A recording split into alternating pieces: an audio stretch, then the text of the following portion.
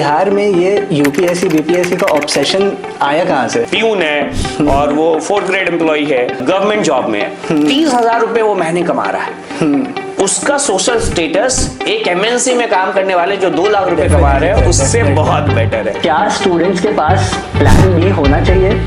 पहला ये कि सबका नहीं निकलेगा और ये एकदम परम सत्य है, ठीक है। तो है ना, इसको लोग situation of life and death बना देते हैं। सर, अगर कोई एक ऐसा ट्रेड पूछे जो सक्सेसफुल एस्पिरेंट्स को अलग बनाते हैं।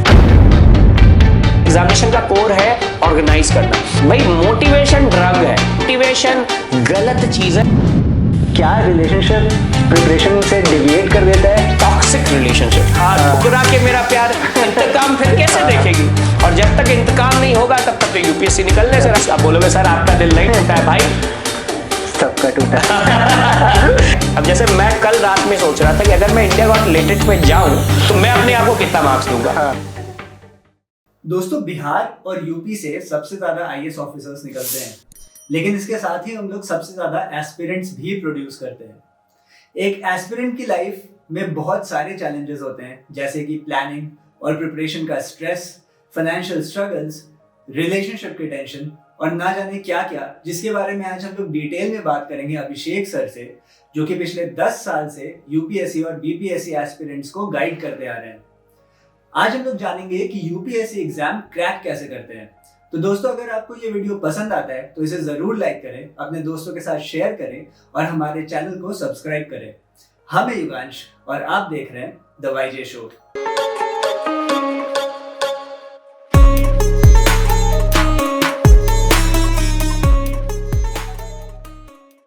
अभिषेक सर, स्वागत है आपका शो में। Very excited to have you here sir. Thank you, me too. Sir, हम 7 साल से इंजीनियरिंग फील्ड में, हम इंजीनियर हैं और 7 साल से सॉफ्टवेयर डेवलपमेंट कर रहे हैं टॉप एमएनसीज के लिए। लेकिन अभी भी सर मेरी मम्मी आती है और किसी भी दिन रैंडमली बोल देती है कि एक बार तो यूपीएससी के लिए प्रिपेयर कर दो। अभी भी उसको कहीं ना कहीं है कि मेरा बच्चा यूपीएससी निकालेगा। सर, हम आपसे ये समझना चाहते हैं कि ये बिहार में ये यूपीएससी बीपीएससी का ऑब्सेशन आया कहाँ से? देखिए, जो है इसके पीछे ना थोड़ा सा मतलब हम लोग को बैकग्राउंड देखना होगा, ठीक है। होता ये है कि बिहार और या जैसे आप कहीं भी देखिएगा कि वो सोसाइटी जो थोड़ा सा जो है वीक रहा है या बैकवर्ड रहा है, प्रॉस्पेरस नहीं रहा, अगर उस सेंस में कहें कि अगर वो प्रॉस्पेरिटी नहीं रही है तो बेसिकली एक जो है स्केप रूट जो मिलता है। क्योंकि यहाँ आपको ये लग रहा है कि मम्मा जो है बीपीएससी या यूपीएससी के लिए कह रही है, टेक्निकली जो है ना ये एक ऐसा रूट है जिससे सोशल रिकग्निशन भी मिलेगा आपको। इसके साथ साथ और ये पूरा ना मतलब वो जो जिसको कहते हैं कि तुरंत आप एक मिडिल क्लास लेवल से एलीट लेवल पे आ जाते हैं। तो ये जो माइंडसेट है ना, और बिकॉज बाकी दूसरा रास्ता नहीं है, ठीक है। अच्छा, जिनके पास कोई दूसरा रास्ता है भी, मतलब आपके पास आपका अच्छा बैकग्राउंड है, आप अच्छे बिजनेस कर सकते हैं, उनको भी लगता है कि चूंकि सब जगह ये डिमांड है, but it's all about demand and supply and social status. हाँ, सोशल स्टेटस। तो डिमांड और सप्लाई जैसे पूरा होता है तो डिमांड क्रिएट कर दिया, इतना बड़ा डिमांड हो गया है कि जहां पे रियलिटी में जरूरत नहीं भी है। आप बहुत अच्छे इंजीनियर्स हैं, आप साइंटिस्ट हो सकते हैं, आप से फॉर दैट मैटर आप एकेडमिशियंस हो सकते हैं, लेकिन फिर भी है कि यूपीएससी और बीपीएससी ट्राई करो। जब तक वो नहीं हुआ तब तक कुछ नहीं हुआ। जब तक वो नहीं होगा तब तक जो है फिर कुछ मतलब ये ही नहीं है। एक बार सबको लगता है एक बार दे ही देते हैं। ऑब्वियसली जो यहाँ पे क्रेज है, जैसे गवर्नमेंट सर्विस का क्रेज जो है, वो इसके कारण यही 2 कारण ही आते हैं। एक कि आपको तुरंत ही आपका सोशल लेवल जो है वो बेसिकली वो बढ़ा देता है, और दूसरा ये है कि इन जनरल ज्यादातर लोगों के लिए कोई रास्ता नहीं है। They don't have any businesses, they don't have anything to fall back upon.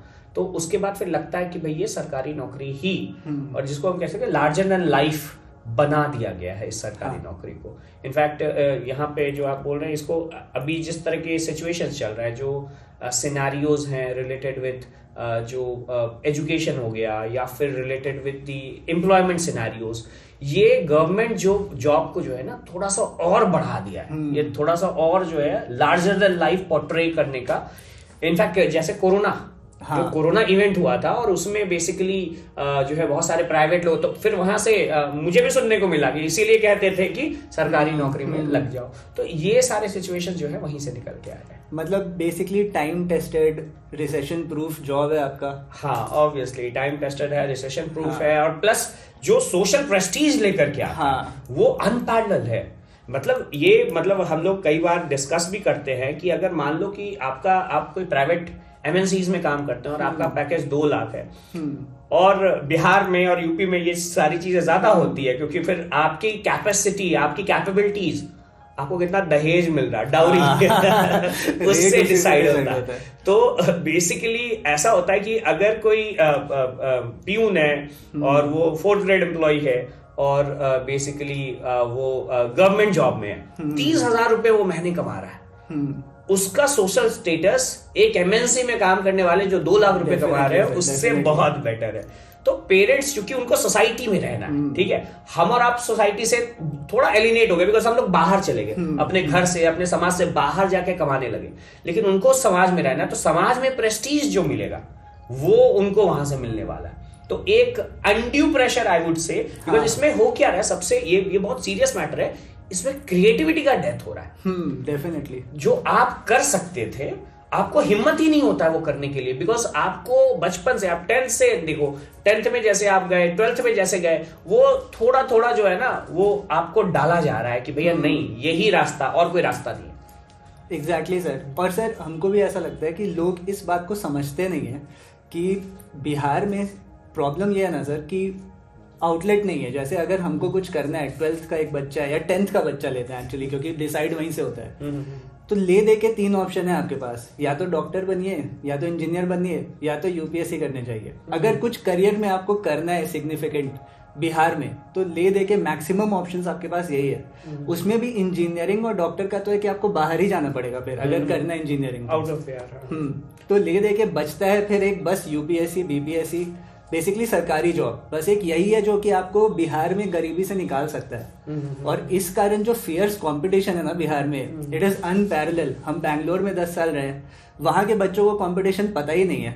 और आप जितना ऊपर जाइएगा, जैसे बैंगलोर गए तो बड़ा शहर, पटना से बैंगलोर गए, आप बैंगलोर से यूएस चले जाइए, वहां के बच्चों को वो बिहारी बच्चा जो कंपटीशन देख के आ रहा है, तो वो कंपटीशन का लेवल और जो कंपटीशन ग्लोबल लेवल पे चल रहा है, मतलब सक्सीड करने के लिए जो कंपटीशन का फियर्सनेस है, वो सर बिहार में हमको लगता है कुछ ज्यादा ही एक्सट्रीम हो गया इस कारण से, because of lack of opportunities. एक बहुत अच्छा कोट है जो आपने अभी कहा, एकदम मेरे दिमाग में यही रिफ्लेक्ट किया कि इफ यू जज a fish by its ability to climb a tree, it's always going to fail. यहाँ पे यही हो रहा है, मतलब everyone want to climb tree, जबकि उनके पास पाँव है ही नहीं, उनके पास फिन्स है, they have to basically swim, but वो चाह रहे हैं कि बेसिकली ये करें। तो ये जो पूरा इनफैक्ट जो कंपटीशन है ना, एक बहुत, चूंकि आपने यूएस का एग्जांपल लिया, कंपटीशन जो है ना, इसको हम लोग बहुत पॉजिटिव तरीके से देखते हैं। ठीक है, हम देखते हैं कि कंपटीशन मतलब अच्छा है। 10 बच्चे हैं, इनफैक्ट नर्सरी में, मैं बता रहा हूँ, नर्सरी क्लास में कंपटीशन शुरू है। नर्सरी में क्लास एलकेजी में बच्चों को जो है एक जगह डाला जा रहा है और बोला कि भाई देखो वो टॉप किया। नर्सरी में आप कंपटीशन डाल रहे हैं, और वो बच्चों को नहीं समझ में आ रहा। जो छोटा बच्चा है वो नर्सरी में 3 साल 4 साल का है, उसको कंपटीशन से क्या मतलब है। लेकिन जो पेरेंट्स है ना, अपना कंपटीशन, अगर किसी बच्चे का फोटो वहां लगा हुआ है तो सारे पेरेंट्स जो है ग्रुप में बैठ करके वो बता रहे हैं भैया मेरा बेटा भी वहीं जाएगा। उसको बैठ करके नर्सरी में ट्यूशंस लगा रहे हैं, नर्सरी में उसको प्रेशर दे रहे हैं भैया तुमको ये करना है। क्रिएटिविटी हम वहां से किल कर रहे हैं। और अभी मैं आगे बताऊंगा कि ये जो किल होता है, ये बेसिकली आगे चल करके ना कैटेपुल्ट होता है ना वेरी सीरियस सिचुएशन। जब बच्चा आगे चल करके जाता है, उसकी पर्सनालिटी पे ये बहुत बुरा प्रभाव लेकर के आता है। तो कंपटीशन जैसी चीज यूएस में नहीं है, बिकॉज यूएस में कंपटीशन को गलत माना जाता है। वहां पे जो है इंडिविजुअल, जिसको कहते हैं क्रिएटिविटी, कंपटीशन नहीं, आपका अपना निश है और आप अपने निश में सुप्रीम है। exactly. तो टेक्निकली वहां पे खोजा जाता है, वहां पे एक जिसको कह सकते हैं ना, वो दौर में नहीं लगा हुआ है कि सभी लोग अंधे दौर में गए हुए हैं। वहां खोजा जाता है कि आपके अंदर पूरे पेरेंट्स का पूरा का जो सिस्टम, एजुकेशन सिस्टम है, उसमें यही है कि आपके अंदर क्या पॉजिटिव्स है और वो पॉजिटिव्स कैसे फ्लरिश किया जाए। सोसाइटी, परिवार, फैमिली, आपका एजुकेशन सिस्टम, उसको टू ब्रिंग आउट जो है काम करता है। सर थोड़ा प्रिपरेशन के बारे में बात करते हैं कि सर यूपीएससी बीपीएससी एग्ज़ाम का जब आदमी प्रिपरेशन करता है तो बेसिकली उसके पास you have to divide it into time frames, right? कि अगर हम आपसे पूछे कि एक बच्चा है जो कि अभी जिसके पास अभी 3 साल है, वो अभी जस्ट ग्रेजुएट किया है, उसको प्रिपरेशन करना है, तो tell me a plan an ideal way to prepare for any of these competitive examination, especially UPSC and BPSC, कि 3 साल के टाइम फ्रेम का क्या आइडियल प्रिपरेशन होना चाहिए, 2 साल का क्या होना चाहिए, और हमको लगता है कि सबसे ज़्यादा कॉम्प्लिकेटेड होता होगा और सबसे ज़्यादा प्रेशर भी होता होगा जब 1 साल बाकी हो, तो how should they approach and what is the plan for them, an ideal plan? जैसा आपने पूछा ना, ये तीनों प्लान अलग अलग है, ठीक है। और जैसे अभी आइडियल समय क्या होना चाहिए कि आप बीपीएससी या यूपीएससी का प्रिपरेशन करें, बिकॉज एग्जामिनेशन बहुत कॉम्पिटिटिव है जैसा मैंने बताया। तो सबसे आइडियल समय होता है जब आपने 12th एग्जामिनेशन दिया है, और 12th एग्जामिनेशन देने के बाद आप जब ग्रेजुएशन करेंगे, तो मैं मानता हूं कि जो बच्चे 12th दे दिए हैं ग्रेजुएशन फर्स्ट ईयर में, उनके पास 3 साल है। क्यों? क्योंकि वो पैरेलल में ग्रेजुएशन कर रहे हैं, और जिस प्लान से वो ग्रेजुएशन कर रहे हैं, अगर उसी प्लान से वो बेसिकली प्रिपरेशन भी करें, ठीक है, जिसमें डिफरेंट एलिमेंट, अब जैसे एक स्टूडेंट है जो अभी 12th दे दिया और उसने ग्रेजुएशन में किसी एक सब्जेक्ट में, से फॉर दैट मैटर हिस्ट्री में या इकोनॉमिक्स में एडमिशन ले लिया, अब वो 3 साल वही सब्जेक्ट पढ़ेगा, ठीक है। इनफैक्ट कुछ जगह तो 4 साल ग्रेजुएशन का हो गया, बिहार में अभी भी कई जगह 3 साल है, लेकिन ज्यादातर जगह 4 साल हो गया है। तो 3 से 4 साल अभी वही सब्जेक्ट पढ़ने वाला है, और एक सब्जेक्ट को जो पढ़ेगा, जो ऑनर्स हम कहते हैं, वो ऑनर्स करेगा या ग्रेजुएट होगा, इसके साथ साथ पैरेलल प्रोग्राम बनाने। सबसे पहले साल में उसे एनसीईआरटी प्रिपेयर करने हैं। एनसीईआरटी का कोई ऑप्शन नहीं है, और NCERT is going to create your base. ये क्यों कर रहे हैं? देखो, टेक्निकली कौन सी एनसीईआरटी? क्लास 6 से लेकर क्लास 12th की एनसीईआरटी। हम लोग सब 6 से 12th पढ़े तब तो ग्रेजुएशन में आए, लेकिन जो बेस है ना, और जो सीक्वेंस है, वो नहीं पढ़ पाए। तो वो जो सीक्वेंस है वो बहुत इंपॉर्टेंट होता है। और उस समय चूंकि जब क्लास 6 में पढ़ते थे तो एक चैप्टर बड़ा स्लो पढ़ पाते थे, एक दिन में 4 पैराग्राफ पढ़े हैं। अब आपके साथ नहीं है। अगर आपने से फॉर दैट मैटर साइंस की एनसीईआरटी उठाई है तो आप 2 से 3 दिन में पूरा पढ़ लोगे। तो इसको कहते हैं perspective outlook. You will have perspective of that particular book, कि उस बुक में जिसमें 5 चैप्टर थे, उनमें से उसका जिस्ट क्या है वो आपके दिमाग में जाएगा। और ये जब छोटे छोटे पार्ट्स आपके दिमाग में जाएंगे तो बेसिकली जो है वो बहुत सही से आपको आगे के सब्जेक्ट समझने में मदद करेगा। मेरे पास ये क्वेश्चन आते रहते हैं कि सर अभी हम एडमिशन लेना चाहते हैं, क्या करें? ये मैं एक मैसेज देना चाहता हूं लोगों को कि अगर वो एडमिशन लेना चाहते हैं, कोई भी किसी भी स्टेज पे हो, चाहे उनके पास 1 साल है 2 साल है, किसी भी जगह कोचिंग इंस्टीट्यूट में एडमिशन लेना चाहते हैं या कहीं और एडमिशन लेना चाह रहे हैं प्रिपरेशन के लिए, चाहे ऑनलाइन या ऑफलाइन, सबसे पहले आप 6 महीने, मिनिमम है 6 महीना एनसीईआरटी आपको पढ़ना होगा। एनसीईआरटी की किताबों को पढ़ो, डाइजेस्ट, मल्टीपल टाइम, एक बार नहीं, कम से कम 2 से 3 बार तो पढ़ना ही होगा। और तब जब आप जाकर के किसी कोचिंग इंस्टीट्यूशन में जाओगे, देखो कोचिंग इंस्टीट्यूशन जो है ना, दे बेसिकली फ्लाई ऑफ, ठीक है। उनको मतलब है कि उनका एक कंटेंट है और वो कंप्लीट करवाना है, तो वो जो कंटेंट है वो पूरा का पूरा कंप्लीट करवा देंगे, और आपको, जिसको हम लोग बिहार में कहते हैं, हवा नहीं लगेगी, ठीक है, और आपको कुछ समझ में नहीं आएगा, ऊपर से सब निकल गया। और इनफैक्ट आप एंड ऑफ द डे ना, आप जब कोचिंग कंप्लीट हो जाएगा, आपका 1 साल 1.5 साल आपने कोचिंग कंप्लीट कर लिया, आपको लगेगा कि हम फिर से बैक टू स्क्वायर वन है। हम बेसिकली जो पहले था उसी स्थिति में है, हमने कुछ किया ही नहीं। इनफैक्ट बहुत सारे बच्चे ऐसा होता है, इसलिए उनके रिजल्ट में डिले हो जाता है कि कोचिंग कर लिया, उसके बाद उनको समझ में आया कि एनसीईआरटी पढ़नी है, तो अब वो एनसीईआरटी पढ़ रहे हैं, क्योंकि कोचिंग इतना ज्यादा तेजी से चलता है कि आपको कोई और चीज के लिए समय नहीं छोड़ेगा। तो ये एक होना चाहिए। अगर 2 साल है आपके साथ, स्ट्रैटेजी में बहुत ज्यादा डिफरेंस नहीं है। बस यही है कि जो चीजें कर रहे थे, जैसे अगर आपके पास जिसको हम कह सकते हैं न्यूज़पेपर रीडिंग बहुत इंपॉर्टेंट है, तो आप न्यूज़पेपर रीडिंग डाल सकते हैं 2nd 3rd ईयर में भी। और अगर जिनके पास 3 साल है, जिनके पास 2 साल है, न्यूज़पेपर रीडिंग डालेंगे। लेकिन जिसके पास 1 साल है, मतलब आपका ग्रेजुएशन भी फाइनल है, मैं मानता हूं कि आपका अच्छा प्रिपरेशन और आपका बेस्ट अटेम्प्ट तब हो सकता है जिस साल आप ग्रेजुएशन दे रहे हो। ग्रेजुएशन भी कर रहे हो आप, बीपीएससी यूपीएससी की भी तैयारी कर रहे हो, दोनों एक दूसरे को सप्लीमेंट और कॉम्प्लीमेंट करेगा। जो ग्रेजुएशन है वो जितना अच्छा पढ़ोगे, आपका इधर वाला जीएस स्ट्रांग होगा। जीएस अच्छा पढ़ोगे तो मल्टीपल डायमेंशन से आप अपने ग्रेजुएशन सब्जेक्ट, इनफैक्ट आपका चांसेस कि आप अपने ग्रेजुएशन में एक्सेप्शनली गुड कर पाओ ये ज्यादा बढ़ जाएगा वहां पे लास्ट ईयर आई थिंक गोल भी थोड़ा ज्यादा क्लियर रहता होगा, दिखाई देता है गोल कि मेरा इस दिन एग्जाम है, रादर देन कि 3 साल बाद एक फलाने डेट को मेरा एग्जाम पड़ेगा। लास्ट ईयर में क्या होता है कि आपको पता है कि अभी ही एग्जाम है। तो but the problem is organization. The problem is कि बच्चे ऑर्गेनाइज नहीं है। उनको लगता जैसे ही पता चलता ना कि गोल जैसे 3 साल है, जैसे आपने कहा हमारे जो है कई जगह मेरे पास ऐसे बच्चे आते हैं जो बेसिकली अभी फर्स्ट ईयर में शुरुआत अच्छा करते हैं, लेकिन जैसे जैसे 6 महीना हो जाता है ना वो बेसिकली डिविएट होने लगते हैं, वो कंसंट्रेशन वो फोकस नहीं लगता है। एक तो एज भी है, इस एज में बहुत सारी चीजें होती हैं, ठीक है, तो साथ साथ पढ़ाई भी है, जिंदगी के बहुत सारे एक्सपीरियंस भी लेने हैं, तो दैट टू हैपेंस। स्पेशली वो स्टूडेंट्स जो लास्ट ईयर में हैं वो उनके लिए चैलेंजिंग हो जाता है, बिकॉज जो है लास्ट ईयर में उनको बहुत सारी चीजें मैनेज करनी होती है। इनफैक्ट एक तरीका ये भी है कि आप अपना ग्रेजुएशन दे दें और ग्रेजुएशन के बाद 1 साल, जो 3 साल आपने ग्रेजुएशन किया है या 4 साल किया, उसके बाद 1 साल जो है आप बेसिकली जो है पूरी तरह से फोकस्ड हो सिविल सर्विस एग्जामिनेशन को लेकर के और तब जा करके अपियर हो। तो अगेन 1 साल ड्रॉप लेके, हाँ, तो but again there is no one size fits all sort of situation. ये अलग candidate to candidate, person to person depend करता है, उनकी अंडरस्टैंडिंग क्या है, वो किस तरीके से बेसिकली अपने आप को या अपने प्रिपरेशन को अब क्या उनका अप्रोच है, इस पे वो डिपेंड करेगा। तो अगर बच्चों के लिए समराइज करें हम लोग तो बेसिकली पॉइंट यही है कि आपको एनसीईआरटी तो सबसे पहले खत्म करना ही करना है। जब तक आपका वो नहीं हुआ है तब तक आपका बेस ही नहीं है। एनसीईआरटी बहुत जरूरी है। इनफैक्ट वैसे तो 3-4 किताबें एनसीईआरटी के पैरेलल है, बट आई वुड से कि बहुत सेफ है कि आप NCERT, but obviously there again is a list of NCERTs. मतलब ऐसा नहीं कि आपको ब्लाइंडली कुछ भी पढ़ लेना है, ठीक है, बट जैसे बेसिक जो है आपका एनसीईआरटी, जैसे आपको साइंस के एनसीईआरटीज और सोशल साइंस के एनसीईआरटीज ये तो 10 तक पढ़ लेना है।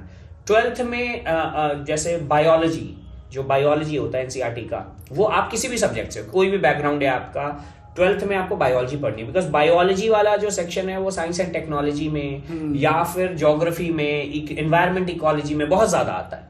तो पर बायो थोड़ा टफ नहीं हो जाता है स्टूडेंट्स के लिए? जैसे मेरे लिए बायो बहुत डिफिकल्ट था, that's one of the major reason कि हम पीसीएम के लिए गए। पर आप बोल रहे हैं कि बायो आसान होता है, जैसे हम बहुत लोग के मुंह से सुने हैं कि मैथ्स भी चुनना चाहिए, क्योंकि अगर आप एक्यूरेटली बना दिए तो यू कैन, कोई लिमिट नहीं है स्कोर करने का, फुल भी स्कोर कर सकते हैं। बट ये जो एग्जामिनेशन है ना, जैसे हम कहते हैं ना, एक होता है जनरलिस्ट, एक होता है specialist. This is a generalist examination. Okay, biology इसलिए है क्योंकि बायोलॉजी जो है टेक्निकली, जो बायोलॉजी का पूरा फोकस होता है यहाँ पे, जैसे डिजीज है, जैसे आप एडमिनिस्ट्रेटर बने और जैसे कोरोना आ गया, तो कई बार जो डिसीजंस लेने हैं तो यहाँ इसलिए बायोलॉजी ज्यादा मायने रखता है, क्योंकि कई बार कुछ ऐसी, अब से फॉर दैट मैटर आप डिस्ट्रिक्ट मजिस्ट्रेट है और जो है आपके अंडर जो है सिविल सर्जन है, जो सीएस है वो सिविल सर्जन। अब सिविल सर्जन डिसीजन लेंगे but the onus is going to follow on you. तो ऑब्वियसली आप डॉक्टर नहीं हो सकते, बट आपके पास वो बेसिक समझ होनी चाहिए। से फॉर दैट मैटर कोई एपिडेमिक है या कोई पैंडेमिक है या कोई ऐसा सिचुएशन आ गया आपके इलाके में, तो आपको वो बेसिक समझ होनी चाहिए जो आप डिसीजन ले सके। तो biology is quite basic level, it's not very deep, but हाँ बेसिक बायोलॉजी जो ह्यूमन साइंस है, ह्यूमन बायोलॉजी, ये थोड़ा जरूर आपको समझ में आना चाहिए। सर जब हम लोग यूपीएससी बीपीएससी की बात करते हैं तो मेरे हिसाब से एक परम सत्य है उसका, जो कि it's the most ugly truth of competitive exams as well, वो ये है कि सबका नहीं निकलेगा, है ना। जितने बच्चे अप्लाई करते हैं सर, उसमें से बहुत छोटे फ्रैक्शन का एग्जाम निकलता है एक्चुअली में। तो क्या स्टूडेंट्स के पास प्लान बी होना चाहिए, या फिर प्लान बी उनको बस डेविएट कर देता है अपने एक्चुअल गोल से?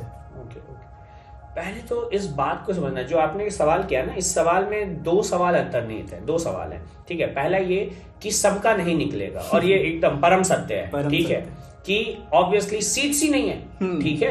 लाखों स्टूडेंट जो है वो फॉर्म ड्रॉप करते हैं, सीट्स कई बार तो हजारों में भी नहीं होता है। हाँ, सीट्स कई बार जो है कुछ 100 होते हैं, 300, 400, 500 सीट्स हैं, और 10 लाख स्टूडेंट्स या 5 लाख स्टूडेंट्स बेसिकली जो है वो एग्जामिनेशन जो है वो दे रहे हैं। तो ऑब्वियसली जो सिचुएशन हुआ है उस सिचुएशन में सबका नहीं होगा। तो पहले आपका अप्रोच क्या है, जो मैंने पहले आंसर किया था ना, उसके साथ ये बनता है कि बेसिकली जो है ना, इसको लोग situation of life and death बना देते हैं।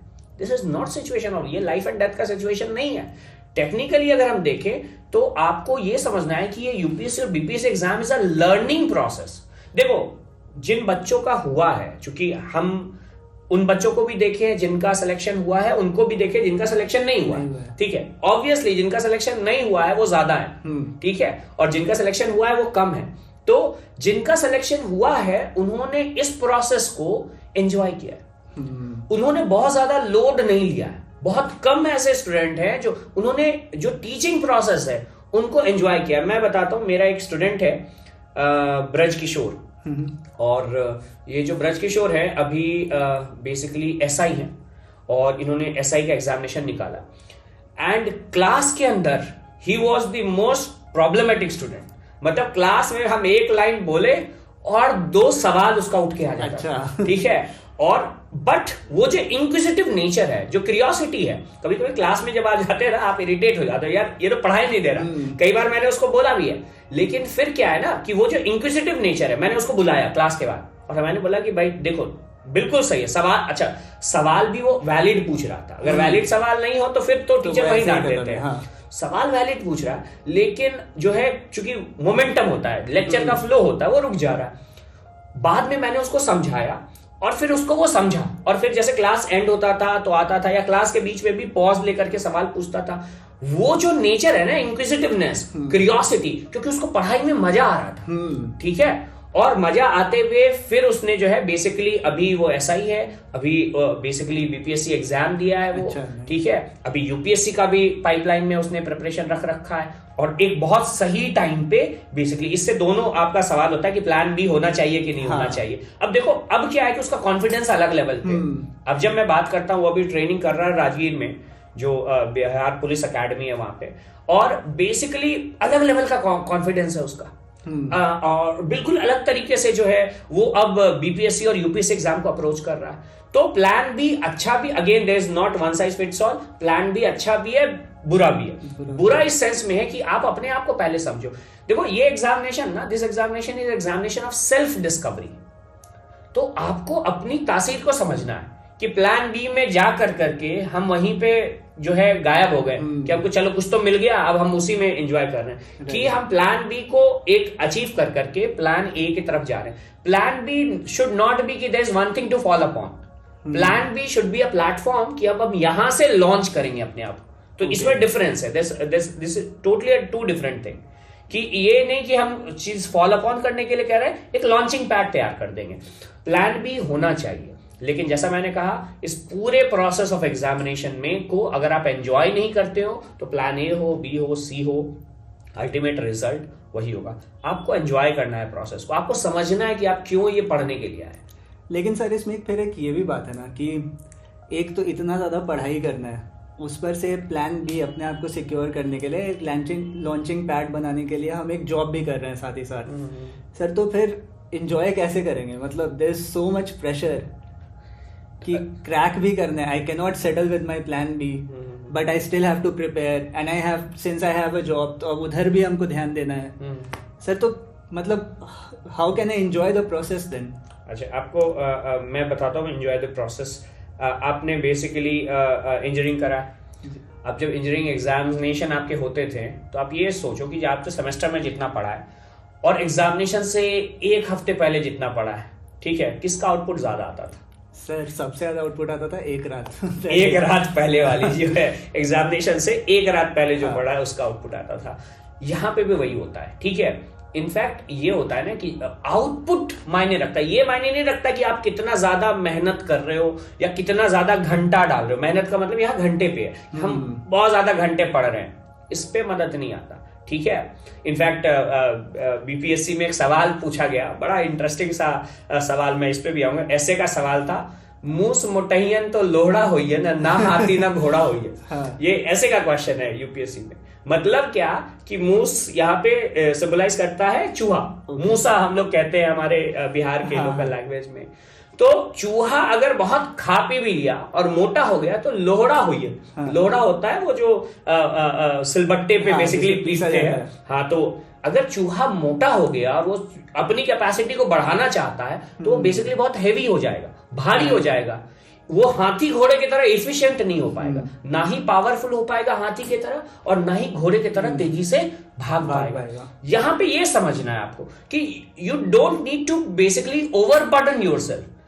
आप कंटेंट से पढ़ रहे हैं, अगर आप बेसिकली प्रेशर ले रहे हैं कि मेरा जॉब भी है, आप प्रेशर ले रहे हैं कि मेरा बेसिकली जो है अलग अलग सिचुएशंस में हम फंसे हुए हैं, अगेन मैं इसमें आगे बात भी करूंगा, रिलेशनशिप भी है आपका, एक तरफ जॉब संभालना एक तरफ रिलेशनशिप संभालना है, उसके बाद फिर आपको अपना प्रिपरेशन देखना है, आप लोड ले, फैमिली प्रेशर्स है, ठीक है। हाँ, जॉब वालों को थोड़ा कम हो जाता है, एक जॉब लग गया तो फैमिली से प्रेशर थोड़ा निकल जाता है, लेकिन फिर again you need to basically search for extra oomph, right, कि आपको बेसिकली वो चीज करने, वो प्रोसेस में एक बार वो प्रोसेस मजेदार हो जाए ना, यूपीएससी और बीपीएससी एग्जाम आपको एक बहुत बेहतर इंसान बनने में और एक बहुत बेहतर नागरिक बनने में मदद करता है। आप इस प्रोसेस को अगर समझ गए तो इससे बेहतर रिजल्ट नहीं है। एवन अगर किसी कारणवश, बिकॉज सीट्स बहुत कम होते हैं, आपका एग्जामिनेशन में कहीं पे you have had hard luck, लेकिन फिर आप कभी भी अपने लाइफ में फेलियर नहीं होने वाले। You are going to achieve your niche अगर आपने इस एग्जाम को सीरियसली 2 साल 3 साल इस एग्जाम को सीरियसली दिया है। वैसे 1 साल भी इस एग्जामिनेशन के लिए काफी है, लेकिन अपने आप को बहुत प्लान और ऑर्गेनाइज करना पड़ता है। अगर कोई एक ऐसे ट्रेड के, आप सर इतने बच्चों को गाइड किए अभी तक, सर अगर कोई एक ऐसा ट्रेड पूछे जो सक्सेसफुल स्टूडेंट्स को, सक्सेसफुल एस्पिरेंट्स को अलग बनाते हैं बाकी एस्पिरेंट्स से, तो वो क्या है सर आपके हिसाब से? आई थिंक डिसिप्लिन, ठीक है, एक डिसिप्लिन है। और I think the first again there should be set of trades, मतलब यहाँ पे यही है कि कोई एक ट्रेड्स नहीं है, there is no one single formula, लेकिन डिसिप्लिन इस सब में जितने भी सक्सेसफुल कैंडिडेट्स होते हैं उनमें डिसिप्लिन, कंसिस्टेंसी ये दिखती है।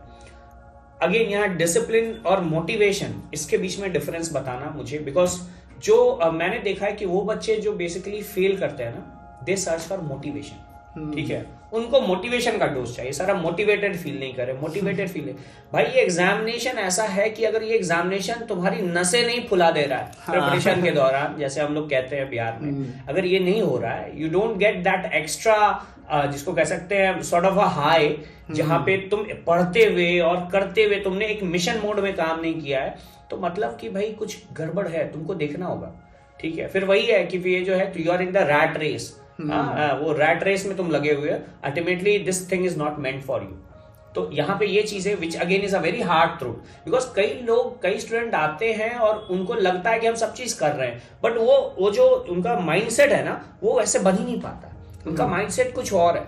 और चूंकि कोई रास्ता नहीं दिख रहा है, बिकॉज जैसा अभी हम लोग बात भी किया था कि बस एक ही 2-3 चीज है, उन 2-3 चीजों के आगे पीछे ही वो लगे हुए हैं, तो ये मामला वहीं पे गड़बड़ हो जाता है। सर एक बच्चा जो कि 3 first attempt, second attempt, third attempt, fourth attempt, sir ये जो रिपीटेड फेलियर के बाद रिपीटेड री अटेम्प्ट जो होता है, sir how do they do that? इसके लिए मोटिवेशन लगता है या डिसिप्लिन? ओके, तो पहले तो इस पूरे स्कीम ऑफ एग्जामिनेशन को समझना है। ये जो एग्जामिनेशन है ना, ये इस चीज का it's not a one day examination. एक होता है, देखो, एक होता है स्प्रिंट रेस और एक होता है बेसिकली मैराथन। ये एग्जामिनेशन मैराथन है, तो बेसिकली ये एग्जामिनेशन लंबे पीरियड का एग्जामिनेशन है। प्रीलिम्स है, फिर मेंस होगा, मेंस में मल्टीपल डे में एग्जामिनेशन होंगे, फिर इंटरव्यू में तुमको कॉल किया जाएगा। ये जो पूरा का पूरा प्रोसेस है ना, ये आपको टेस्ट करता है। और आप क्या सोचते हैं कि मैंने आज प्रिपरेशन करा, कल रिजल्ट है? In fact failure is the part of examination. अगर आप फेल नहीं करोगे, बेसिकली मैंने कहीं पढ़ा था कि जो यूएस में जो नेवी सील्स होते हैं, नेवी सील्स का जब सिलेक्शन किया जाता है तो उनमें यह देखा जाता है कि एक बंदा कितने बार फेल किया है, और अगर कोई बंदा है जिसका रिकॉर्ड बिल्कुल अच्छा है, उसने कभी किसी भी टास्क में फेल नहीं किया, उसको नहीं सेलेक्ट किया जाता। जबकि हमारा थॉट प्रोसेस उल्टा होता है। रीजन क्या है कि उसने फेल नहीं किया है, तो वो नहीं जानता हाउ टू बाउंस बैक। हाँ, ठीक है, and he hasn't tried enough. हाँ, सो बेसिकली क्या होगा कि वो जो पूरा का पूरा, अगर कोई से फॉर दैट मैटर, जैसे अगर आपने सुना होगा अबोटाबाद में जो ओसामा बिन लादेन का केस हुआ था, उसमें गई और जो नेवी सील्स जो है, सील टीम ही वहां पे गई थी, और वो एक हेलीकॉप्टर, 2-3 हेलीकॉप्टर लेके गई थी। एक हेलीकॉप्टर जो है उसमें मैल फंक्शन कर गया, तुरंत ही मैल फंक्शन कर गया। Now they have to decide, again वो जो हेलीकॉप्टर है वहां छोड़ नहीं सकते आप। रीजन बीइंग क्या, क्योंकि उसमें बहुत तरह की सीक्रेट जो है वेपन्स होते हैं, कई तरह के सीक्रेटिव जो है उसमें टूल्स लगे होते हैं जिसको आपको फॉरेन कंट्री, तो उन्होंने तुरंत डिसाइड किया कि इसको अबॉर्ट करेंगे, मतलब they had plan B, abort करेंगे और तुरंत उसको जो है पूरा वो उन्होंने ब्लास्ट करवा दिया, दूसरे पे बैठे निकल गए। मतलब क्या कि ये आपको प्रैक्टिस हो रहा है। This examination is all about failure, कि आप फेलियर से कैसे बाउंस करेंगे। तो ऑब्वियसली फेलियर्स होंगे मल्टीपल लेवल पे, प्रीलिम्स में होगा, कई बच्चे 2-3 साल से कोशिश करें, प्रीलिम्स नहीं हुआ, फिर ऑब्वियसली ये बेसिकली मेंस में होगा, कई बार होता है कि प्रीलिम्स मेंस हो गया और इंटरव्यू में इस तरह के फेलियर्स दिख रहे हैं। तो आप उस फेलियर के बाद कैसे राइज करते हैं, ये दिखाता है कि आप एक प्रशासक, एक एडमिनिस्ट्रेटर बनने लायक हैं कि नहीं। तो ये वहीं से शुरुआत ही होती है। हाँ, how to keep you motivated, और भाई मोटिवेशन ड्रग है, ठीक है। मोटिवेशन ड्रग है, और भाई जैसे सिगरेट की लत होती है, जैसे बेसिकली किसी और गलत चीज की लत होती है, मोटिवेशन गलत चीज है। पहले इस बात को डाइजेस्ट करो। हम लोग सुबह शाम ये ड्रग ले रहे हैं। हाँ, आप YouTube पे स्क्रॉल कर रहे हो, कोई फल्ला टीचर है वो कुछ और बात बोल रहा है और एक छोटा सा क्लिप दिखा रहा है, उसका 5 घंटे का लेक्चर है, उसमें 2 मिनट का क्लिप दिखा रहा है और सुन के अब मजा आ गया, फिर तुमने स्क्रॉल करा, फिर 4 बार। अब ये धीरे धीरे ना आपको अच्छा फील गुड इफेक्ट देता है, उस समय मजा आता है, अच्छा चलो हम तो अच्छा लग रहा है, लेकिन वो फील गुड इफेक्ट आगे चल के you'll carve for it। जैसे होता है कोई ड्रग एडिक्ट कार्व करता है, अब जैसे ही होगा पढ़ने मन नहीं लग रहा, चलो मोबाइल खोलते हैं और लगा करके देखते, थोड़ा मोटिवेटेड हो जाए। तो यहां मामला गड़बड़ हो जाता है। मोटिवेशन से दूर होना है, बिकॉज अगर if you are searching for once and while वो ठीक है कि कभी कभी आप कोई मोटिवेशनल चीज सुन लिया आपने, कोई बेसिकली कोई मोटिवेशन टॉक देख लिया। इनफैक्ट आजकल तो ऐसे भी मोटिवेशनल जो टॉक्स हैं वो भरा पड़ा है और कई बार वो अपने पर्पस को सर्व नहीं कर रहा है। इनफैक्ट मोटिवेशनल टॉक सुनने जाओ और लोग डिमोटिवेटेड होकर के आ रहे हैं, ठीक है। तो ये सिनेरियोस है। इसके अलावा डिसिप्लिन को आपको फोकस करना चाहिए और डिसिप्लिन ही रिजल्ट देता है। It is all about discipline. हाँ, obviously there are multiple dimension of discipline, लेकिन if you are not discipline and if you go for motivation, तो फिर मोटिवेशन में you will get into a viscous cycle, जहां पे motivation हो गए, demotivate हो गए, फिर मोटिवेट हो गए, डिमोटिवेट हो गए और अपने आप पे फोकस नहीं कर पाओगे। सर, हम लोग प्लानिंग की बात कर रहे थे, तो सर आप अभी तक ऐसा कुछ प्लानिंग मिस्टेक्स देखे हैं जो कि क्वाइट कॉमनली आप ऑब्जर्व करते होंगे कि ये बच्चे ने ये गलती की, और बहुत सारे लोग ऐसी गलती करते होंगे, be it motivation, looking for motivation, be it not being able to follow a timeline. तो आपके हिसाब से क्या वो जनरल मिस्टेक्स हैं जो प्लानिंग को ख़राब कर देते हैं और उस कारण यूपीएससी में फेलियर का सामना करना पड़ता है बच्चों को? देखिए, मोटिवेशन की तो मैंने चर्चा की, एक तो दी डिजायर फॉर मोटिवेशन, ये तो है ही है, लेकिन इससे भी जो सबसे बड़ा फेलियर का रीजन होता है basically to not organize yourself. इस एग्जामिनेशन में जो रिक्वायरमेंट है, देखो किसी भी एग्जामिनेशन का रिक्वायरमेंट जो होता है ना, चाहे बीपीएससी हो, यूपीएससी हो, बैंक हो, एसएससी हो, हर एग्जामिनेशन का रिक्वायरमेंट अलग अलग होता है। क्यों? क्योंकि आपसे अलग अलग तरह के स्टूडेंट, अलग अलग तरह के कैंडिडेट खोजे जा रहे हैं। यूपीएससी में इस तरह का सिलेबस क्यों? आंसर इसके सिलेबस में ही है। इस तरह का सिलेबस क्यों दिया गया?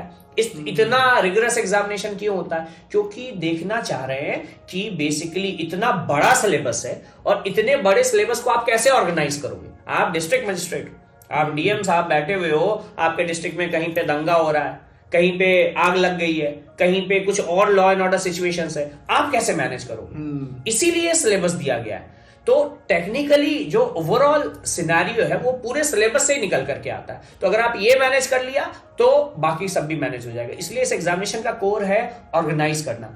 लोग फोकस करते हैं प्रिपरेशन में कि हम एक फल्ला कोचिंग में चले जाएंगे और वहां पे प्रिपेयर करेंगे, कुछ और एक कोचिंग इंस्टीट्यूशन के अलग अलग प्रोमिसेस होते हैं, ठीक है। कोचिंग जरूरी है, मैं ये नहीं कहता कोचिंग नहीं जरूरी है, कुछ केसेस में कोचिंग बहुत जरूरी है एंड कोचिंग फैसिलिटेट करते हैं, दे हैव अ पर्पस। लेकिन कोई भी कोचिंग इंस्टीट्यूशन, कोई भी फैकल्टी बेसिकली आपके जो सेल्फ डिसिप्लिन है, आपका जो सेल्फ ऑर्गेनाइजेशन है, उसको रिप्लेस नहीं कर सकता है, कभी भी नहीं कर सकता है। और बिना उसके एग्जामिनेशन आपको खुद को ऑर्गेनाइज करना होगा। और यहीं पे आती है प्लानिंग एंड स्ट्रैटेजी। आपकी प्लानिंग क्या होनी है, स्ट्रैटेजी क्या होनी है, और प्लानिंग और स्ट्रैटेजी के हिसाब से ही बेसिकली आप प्रिपरेशन कर सकते हो। अगर आपने स्ट्रैटेजी लेवल पे फेलियर कर दिया, आप अपने आप को ऑर्गेनाइज, आप देखो ना डिस्ट्रिक्ट मजिस्ट्रेट होते हैं, आप डीएम के पास जाओ आज कि हमसे मीटिंग करनी है, नहीं करेगा, क्यों? उसने ऑर्गेनाइज कर रखा है, नहीं उनके प्लान में। हाँ, उनके प्लान में नहीं है। तो आप आज मीटिंग के लिए जाओ, हम लोग को समझ में नहीं आता कि डीएम साहब इतने क्या बिजी हैं, ठीक है, वो तो हमारे बेसिकली क्या है, जनता के नौकर है, ठीक है, हाँ, नौकरी कर रहे हैं, तो भैया वो क्यों नहीं मिलते? भैया दे हैव ऑर्गेनाइज्ड एवरीथिंग, ठीक है, तो उन्होंने ऑर्गेनाइज कर रखा, आज मिलने जाओगे, 4 दिन बाद आपकी मुलाकात होगी उनसे। तो वो आदत आपको प्रिपरेशन के लेवल पे ही हो जाए कि आपने कल क्या पढ़ना है, आपको आज पता है। मुझे याद है अपने प्रिपरेशन टाइम में मैं बेसिकली एक डायरी मेंटेन करता था। मैंने अपने कई स्टूडेंट को ये बताया भी है, और डायरी में हम लोग लिख देते थे कि भैया क्या करना। कई बार नहीं हो पाता था, बट फिर भी डायरी में पता होता था कि अगले संडे को मैं किस सब्जेक्ट को पढ़ रहा हूं, ये मुझे आज पता है कि नेक्स्ट संडे क्या हो रहा है। ये जिस दिन आप करना शुरू कर दिए ना, एग्जामिनेशन में चीजें अरेंज होनी अपने आप। वो बड़ा सिलेबस फिर बड़ा नहीं दिखेगा, वो बड़ा सिलेबस बेसिकली ऑर्गेनाइज हो जाएगा, और तब आपको लगेगा कि थिंग्स आर डुएबल। चैलेंज यही है कि आपको लगता है कि ये अनडुएबल टास्क, जबकि अगर इसको ऑर्गेनाइज कर ले तो आराम से किया जा सकता है। क्या कोचिंग प्रिपरेशन के लिए एब्सोल्युटली नेसेसरी है, या फिर आप जो अभी फैक्टर्स बोल रहे थे कि हम डिसिप्लिन्ड हैं, मेरा दिन प्लान्ड है, हमको क्या पढ़ना है पता है, रिवीजन कैसे करना है पता है, तो क्या सेल्फ स्टडी भी सफिशिएंट होता है इस चीज़ के लिए, या फिर बस कोई स्पेसिफिक केसेस है जिसमें सेल्फ स्टडी कोचिंग को बीट कर सकता है ओनली फॉर सम स्टूडेंट्स? देखिए, सेल्फ स्टडी का तो पहले तो कोई ऑप्शन नहीं, ठीक है। आप कितने भी अच्छे कोचिंग इंस्टीट्यूशन में चले जाओ, कितने भी अच्छे कोच हों, आपके फैकल्टी हों, कितना भी अच्छा आपका बेसिकली काउंसलिंग किया गया हो या आपको कंटेंट दे दिया गया हो, अगर आप सेल्फ स्टडी नहीं करोगे आपका एग्जामिनेशन नहीं निकलेगा। तो देयर इज नो ऑप्शन कि आप सेल्फ स्टडी के बिना निकल पाओ। लेकिन फिर जैसा सवाल आपने पूछा कि क्या कोचिंग इंस्टीट्यूशन जरूरी है, हाँ जरूरी है। रीजन क्या है कि हमें बचपन से ही ऑर्गेनाइज होने नहीं सिखाया गया। मैंने जो अभी ऑर्गेनाइज की बात की वो वहीं से आता है। कोई कोचिंग इंस्टीट्यूशन आप जाते हैं तो वो कोचिंग इंस्टीट्यूशन आपको सिलेबस को ऑर्गेनाइज करके दे रहा है, प्लस जो फैकल्टीज हैं उनका एक्सपीरियंस, वो एक्सपीरियंस काम में आता है। उन्होंने बहुत तरह की चीजें, ज्यादातर फैकल्टीज वो होते हैं जिन्होंने एग्जामिनेशन में फेल किया हुआ है भाई। तो जो एग्जामिनेशन के फेलियर का प्रेशर है, एग्जामिनेशन का जो बेसिकली मिस्टेक्स है, वो सब अपने प्रिपरेशन में। तो अगर कोई फैकल्टी ज्योग्राफी पढ़ाने जा रहा है, वो केवल ज्योग्राफी नहीं पढ़ाता, लाइफ के लेसन्स भी देता है, ठीक है। मुझे याद है जब मैं रिवर पढ़ाता हूं, मैं बताता हूं रिवर का 3 स्टेज होता है। एक होता है यूथफुल स्टेज, एक होता है मैच्योर स्टेज, एक होता है ओल्ड एज। और ये पूरी की पूरी कहानी ना हमारे जिंदगी की कहानी है कि यूथफुल में जो स्टेज में हम काम करते हैं वैसे ही रिवर भी काम करता है। तो हर सब्जेक्ट के साथ हो सकता है, चाहे ज्योग्राफी हो, इकोनॉमिक्स हो, बेसिकली हर सब्जेक्ट में आपको बेसिकली इस तरह का कनेक्टिविटी दिखता है। तो अगर आप कोचिंग इंस्टीट्यूशन जा रहे हो तो आप ऑर्गेनाइज होने के लिए जा रहे हो। बस ये है, ये एक फैसिलिटेटर है, वो आपको फैसिलिटेट करेगा आपको आपके प्रिपरेशन में। सिर्फ कोचिंग इंस्टीट्यूशन जाने से आपका एग्जाम हो जाएगा, भारत में नहीं पूरी दुनिया में कोई भी एग्जाम ऐसा नहीं है कि जो आप किसी एक कोचिंग इंस्टीट्यूशन में चले गए और आपका निकल जाएगा। बट क्या जरूरी है? Yes, it is important, because basically आप ऑर्गेनाइज नहीं हो पा रहे। हाँ, वो बच्चे, अच्छा फिर यहीं पे एक सवाल उठ करके आता है कि क्या बिना कोचिंग इंस्टीट्यूशन के नहीं हो सकता? हो सकता, लेकिन आपको बेसिकली ऑर्गेनाइज होना होगा। अगर आप उस तरह से ऑर्गेनाइज्ड हो, आपके पास जो कंटेंट है आपको पता है, लिमिटेड कंटेंट, यानी कि पूरी दुनिया का कंटेंट ले लिया, लिमिटेड कंटेंट है, ऑर्गेनाइज हो, आप उसको अच्छे से इंप्लीमेंट कर सकते हो, आप डिसिप्लिन हो, आप सेल्फ स्टडी से बिल्कुल, बिकॉज एक जनरलिस्ट एग्जामिनेशन है, जो सवाल पूछे जाते हैं इस एग्जामिनेशन में, ये बहुत जिसको कह सकते हैं कॉम्प्लिकेटेड और टेक्निकल सवाल नहीं पूछे जाते। तो भाई इतना जनरलिस्ट सिलेबस है कि कोई भी व्यक्ति जो अपने आप को ऑर्गेनाइज कर लिया घर बैठ करके, और आजकल तो ऑनलाइन सिस्टम है, ऑनलाइन सिस्टम की मदद से। लेकिन प्रॉब्लम क्या है, ऑनलाइन में भी डिविएशन होता है। ऑनलाइन में यू डोंट हैव, जिसको कहते हैं पर्सन टू पर्सन कॉन्टैक्ट। तो ऑनलाइन, मैं यहाँ पे ये जरूर कहना चाहूंगा, चूंकि आपने कोचिंग की बात की, ऑनलाइन कोचिंग भी एक हद तक ही आपको सपोर्ट कर सकता है। जितना बड़ा सिलेबस है, इसमें ऑनलाइन सिस्टम जो है बहुत ज्यादा मदद नहीं कर पाएगा। हाँ, अब अगेन सवाल ये आता है कि अगर आपने ऑर्गेनाइज कर रखा है, आपको पहले से कुछ आइडियाज है, तो ऑनलाइन कोचिंग जो है वो कुछ हद तक मदद कर सकता है। देयर आर स्टूडेंट जिन्होंने ऑनलाइन कोचिंग की मदद से एक्सेल किया, बट परसेंटेज बहुत कम है। तो ऑनलाइन कोचिंग सिस्टम कभी भी सप्लीमेंट नहीं कर सकता है बेसिकली ऑफलाइन को, हाँ कॉम्प्लीमेंट कर सकता है, आप सप्लीमेंट नहीं कर सकता डेफिनेटली। सर हमको एक ऐसा भी लगता है कि एक और मेजर बेनिफिट जो है कोचिंग जाने का वो ये है कि आप अपने कंपटीशन को डे टू डे बेसिस पे देख रहे हैं फिजिकली, कि वो क्या कर रहा है, वो कितना सोया है, आपको ये भी दिख जाएगा उससे मिलके कि उसको कितना स्लीप मिल रहा है, आपको कितना स्लीप मिल रहा है। बेसिकली आप लोग सेम चीज़ के लिए कम्पीट कर रहे हैं, तो उस कंपटीशन से उसको देखना, उससे इंटरेक्ट करना भी बहुत ज़रूरी है, जो कि अगर आप एक साइलो में बैठ के पढ़ रहे हैं, अकेले पढ़ रहे हैं, सेल्फ स्टडी कर रहे हैं, तो वो बिल्कुल मिसिंग हो जाता है। वो फिर आप अपना कंपटीशन या तो टेस्ट सीरीज में देखिएगा या तो फिर सीधे एग्जाम में देखिएगा, which is I think too late. Starting से देखना, उसको एनालाइज करना, उसको समझना बहुत ज़रूरी है अपने प्रिपरेशन को रिवैम्प करने के लिए जब भी ज़रूरत है। देखिए अब इसमें भी again there is if and but, ये है कि देयर आर स्टूडेंट्स जो, मुझे याद है दिल्ली में मेरी एक स्टूडेंट थी, वो अभी सर्विस में नहीं है और वो बिल्कुल सेक्लूड रहती थी, ठीक है, she was from Rajasthan and चूंकि मैंने इंटरेक्ट करा था तो her equation with even her parents was not very good because of some reasons, because generally था कि उसके पेरेंट्स चाहते थे कि शादी कर ले, लड़की बड़ी हो गई है शादी कर ले, and she was into it कि मुझे यूपीएससी का प्रिपरेशन करना है। सो वो लगभग 5 साल 8 साल से प्रिपरेशन कर रही थी, अटेम्प्ट बहुत कम देती, 2 साल प्रिपेयर करती फिर अटेम्प्ट देती थी। तो पेरेंट का इतना ज्यादा प्रेशर हो गया कि फिर इट वाज लाइक कि हम पार्ट टाइम जॉब करेंगे और खुद से करेंगे, हम पेरेंट्स से बेसिकली डिपेंडेंट नहीं होंगे। फाइनली जो, अच्छा वो क्लास में आती थी, अपना पढ़ाई करती थी, किसी से कोई बात नहीं करती थी, ठीक है। अब चूंकि एज अ फैकल्टी हम लोग को समझ में आ जाता है कि क्या है, इनफैक्ट कुछ बच्चे बोलते भी थे कि सर अब जैसे एक बार जो है मुझे याद है कि उसका झगड़ा हो गया सामने बैठने के लिए, मैं क्लास ले रहा था, मैं जैसे इंटर किया देखा कि आर्गुमेंट चल रहा है कि हम फर्स्ट बेंच पे बैठेंगे और किसी और ने ये रख रखा था, मतलब it was such a situation. अब हुआ क्या कि इस कारण से जो है वो बेसिकली सेक्लूडेड रही, यूपीएससी निकाल ली, आईएएस बनी, ठीक है।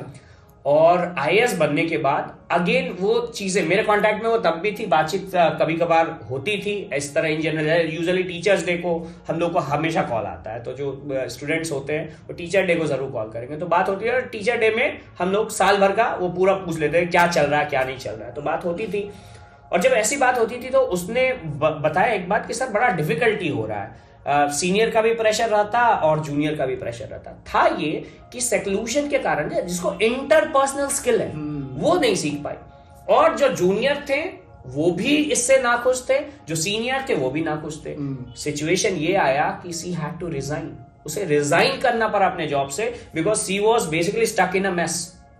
और मैं थोड़े दिन पहले बात किया, जब वो रिजाइन करी उसके बाद मुझे पता चला तो मैंने बात किया, तो फिर उसने बताया कि सर मतलब इतना खराब सिचुएशन हो गया था। मैंने बताया कि इंटरपर्सनल स्किल बहुत जरूरी है, तो प्रिपरेशन के दौरान इसलिए नहीं कि सिर्फ कंपटीशन देखे, बच्चे उतने ज्यादा डिसिप्लिन नहीं होते हैं, वो कंपटीशन देखने के अलावा कुछ और ही चीज देख रहे होते हैं, ठीक है। तो बेसिकली आप जब क्लास में जाते हो तो आप 10 लोगों से दोस्ती करोगे और 10 लोगों से झगड़े भी करोगे। आप हॉस्टल में रहते हो, बगल वाला गाना बना दिया, आपको टेंशन होगी, आप कैसे मैनेज करते हो?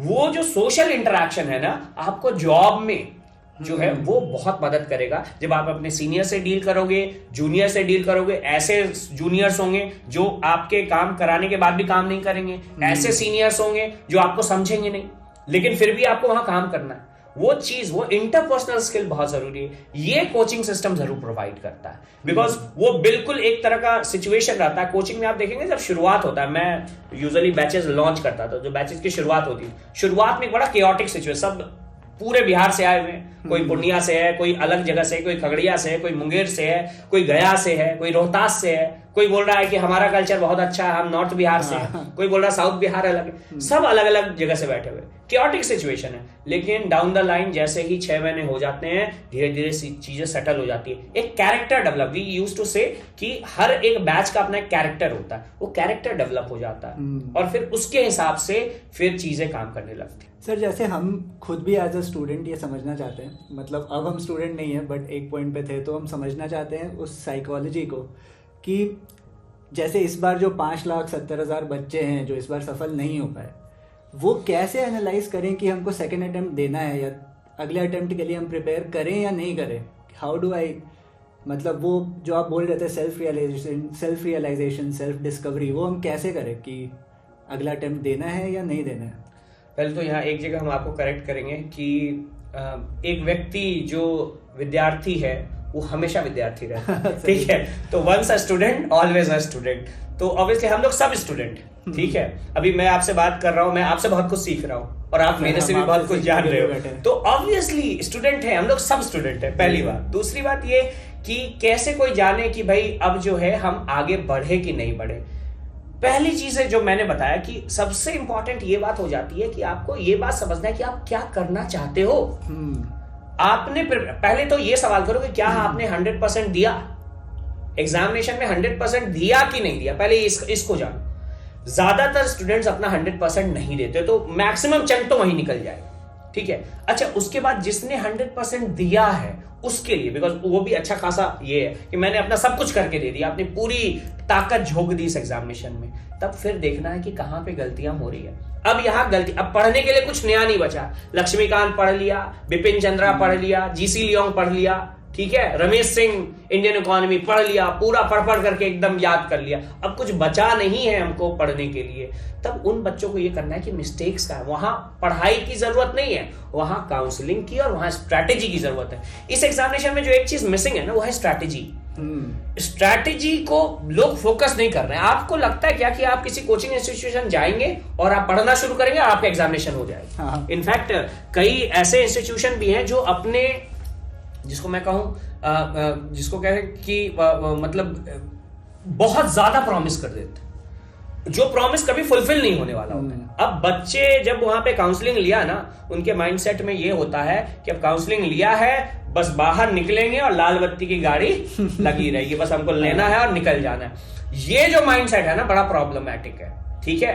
तो आपको यहां पे ये समझना होगा कि बेसिकली जिस सिस्टम में आप काम कर रहे हैं, आप उस सिस्टम की रिक्वायरमेंट को पूरा कर रहे हैं कि नहीं कर रहे हैं, स्ट्रैटेजी सही से बना रहे हैं कि नहीं बना रहे। और अगर 2 साल या 3 साल आपने दिया है, जिंदगी का बहुत लंबा समय होता है, ठीक है, ईगो पे नहीं लेना है। जैसे हम लोग यूजुअली एक्सरसाइज करते हैं, ईगो लिफ्टिंग होती है, आप लिया और एकदम जो है, और ईगो लिफ्टिंग से मसल क्रैम्प बहुत हो जाते हैं। तो ईगो को अगर इन्वॉल्व करोगे तो मामला गलत। मेरे दोस्त का हो गया, मेरा नहीं हुआ। अगेन वहां पे वही होता है कि आप फिश हो या यू आर अ मंकी, वो देखना होगा कि भाई तुम एबोरियल स्पीशीज हो, पेड़ पे रहने वाले हो, कि तुम पानी में रहने वाले, एक्वेटिक हो। तो आपको अपना निश सर्च करना है। और इसी में मैं कह रहा हूं कि कोचिंग इंस्टीट्यूशन का एक, मैं इनफैक्ट मैंने कई जगह सजेस्ट भी करा है कि हर कोचिंग इंस्टीट्यूशन में एक ब्लॉक होना चाहिए उन स्टूडेंट्स का, काउंसलिंग ब्लॉक होना चाहिए, ठीक है। यूजुअली नहीं होता आजकल, पहले आज कुछ बड़े स्कूल्स में आपको देखने को मिलता है। काउंसलिंग ये होना चाहिए कि जो बच्चे बेसिकली एग्जामिनेशन किसी कारणवश नहीं निकाल पा रहे, उनकी अच्छे से काउंसलिंग की जाए।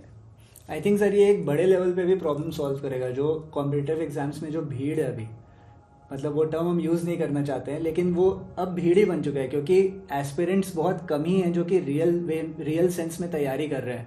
70% एफर्ट भी देने वाले लोग बहुत कम है। 100% तो आई थिंक रेयर स्पीसीज है, वही लोग निकालते भी हैं। तो उस चीज़ को, उस प्रॉब्लम को टैकल करने के लिए बहुत ज़रूरी है कि काउंसलिंग पहले किया जाए कि आप उसमें जाइए या नहीं जाइए।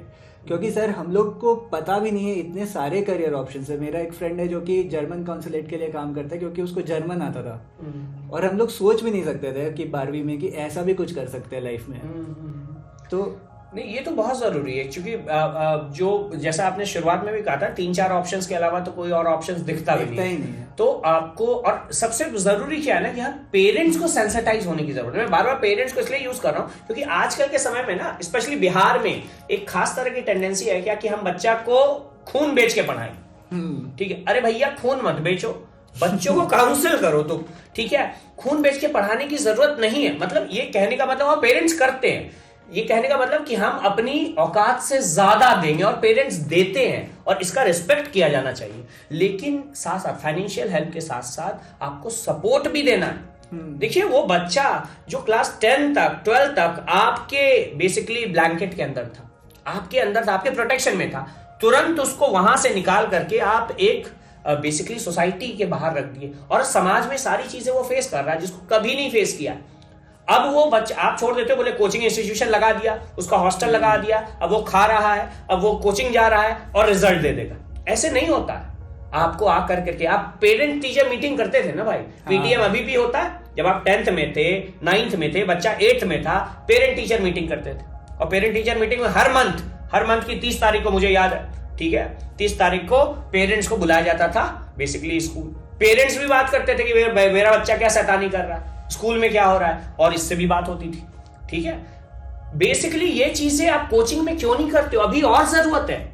स्कूल में आप एक पेरेंट टीचर मीटिंग स्किप कर दो, यहां और जरूरत है। क्यों? क्योंकि अगर यहां बच्चों को सपोर्ट चाहिए। उनको लगता है कोचिंग के पास गए या किसी टीचर के पास गए और अब उसके पास कुछ नहीं है। आपको ये जानना, थोड़ा इन्वॉल्व होना होगा। ये बात बिल्कुल सही है कि पेरेंट्स को हायर कॉम्पिटिटिव एग्जामिनेशन का कोई आइडिया नहीं है, हाँ। लेकिन कम से कम आपका आना ही कोचिंग इंस्टीट्यूशंस को और जो पूरा का पूरा सिस्टम है उसको अकाउंटेबल बना देता है। तो एक मैसेज जरूर ये रहेगा कि जो पेरेंट्स देख रहे हैं वो बच्चों से एग्जामिनेशन प्रिपरेशन के दौरान मिले। जिन के बच्चों का एग्जामिनेशन रिजल्ट नहीं हुआ है वो यहां आए। बजाफ्ते कि घर लेके जाने में क्या होता है, एक भाव ये होता है कि चलो अभी नहीं हुआ है, आ जाओ 1 महीने के लिए घर आओ। वो सेंस ऑफ गिल्ट के साथ जाते हैं। वो अपने समाज में, अपने परिवार में इधर उधर गिल्ट। बच्चों को घर मत बुलाओ, आप बच्चों के साथ यहां आ जाओ, कहीं घूमने निकल जाओ कुछ दिन के लिए, और अगेन उनका प्रॉब्लम समझो, उनका प्रॉब्लम सीखो। रादर वो जरूरी है कि आप बैठ कर करके उनको एक तरह का सेल्फ डाउट के सिचुएशन में लो। पेरेंट्स का रोल यहां बहुत ज्यादा है, सक्सेस में भी और फेलियर में भी। एंड अगेन फेलियर जो वर्ड यूज करते हैं ना, ये वर्ड ही मुझे नहीं पसंद है, because examination failure is nothing. अब जैसे बड़ा अच्छा प्रूव है कि that one examination can not decide कि आप यू आर अ फेलियर और you are basically successful. There are people जो एग्जामिनेशन में बहुत सक्सेसफुल रहे हैं and they have failed in life.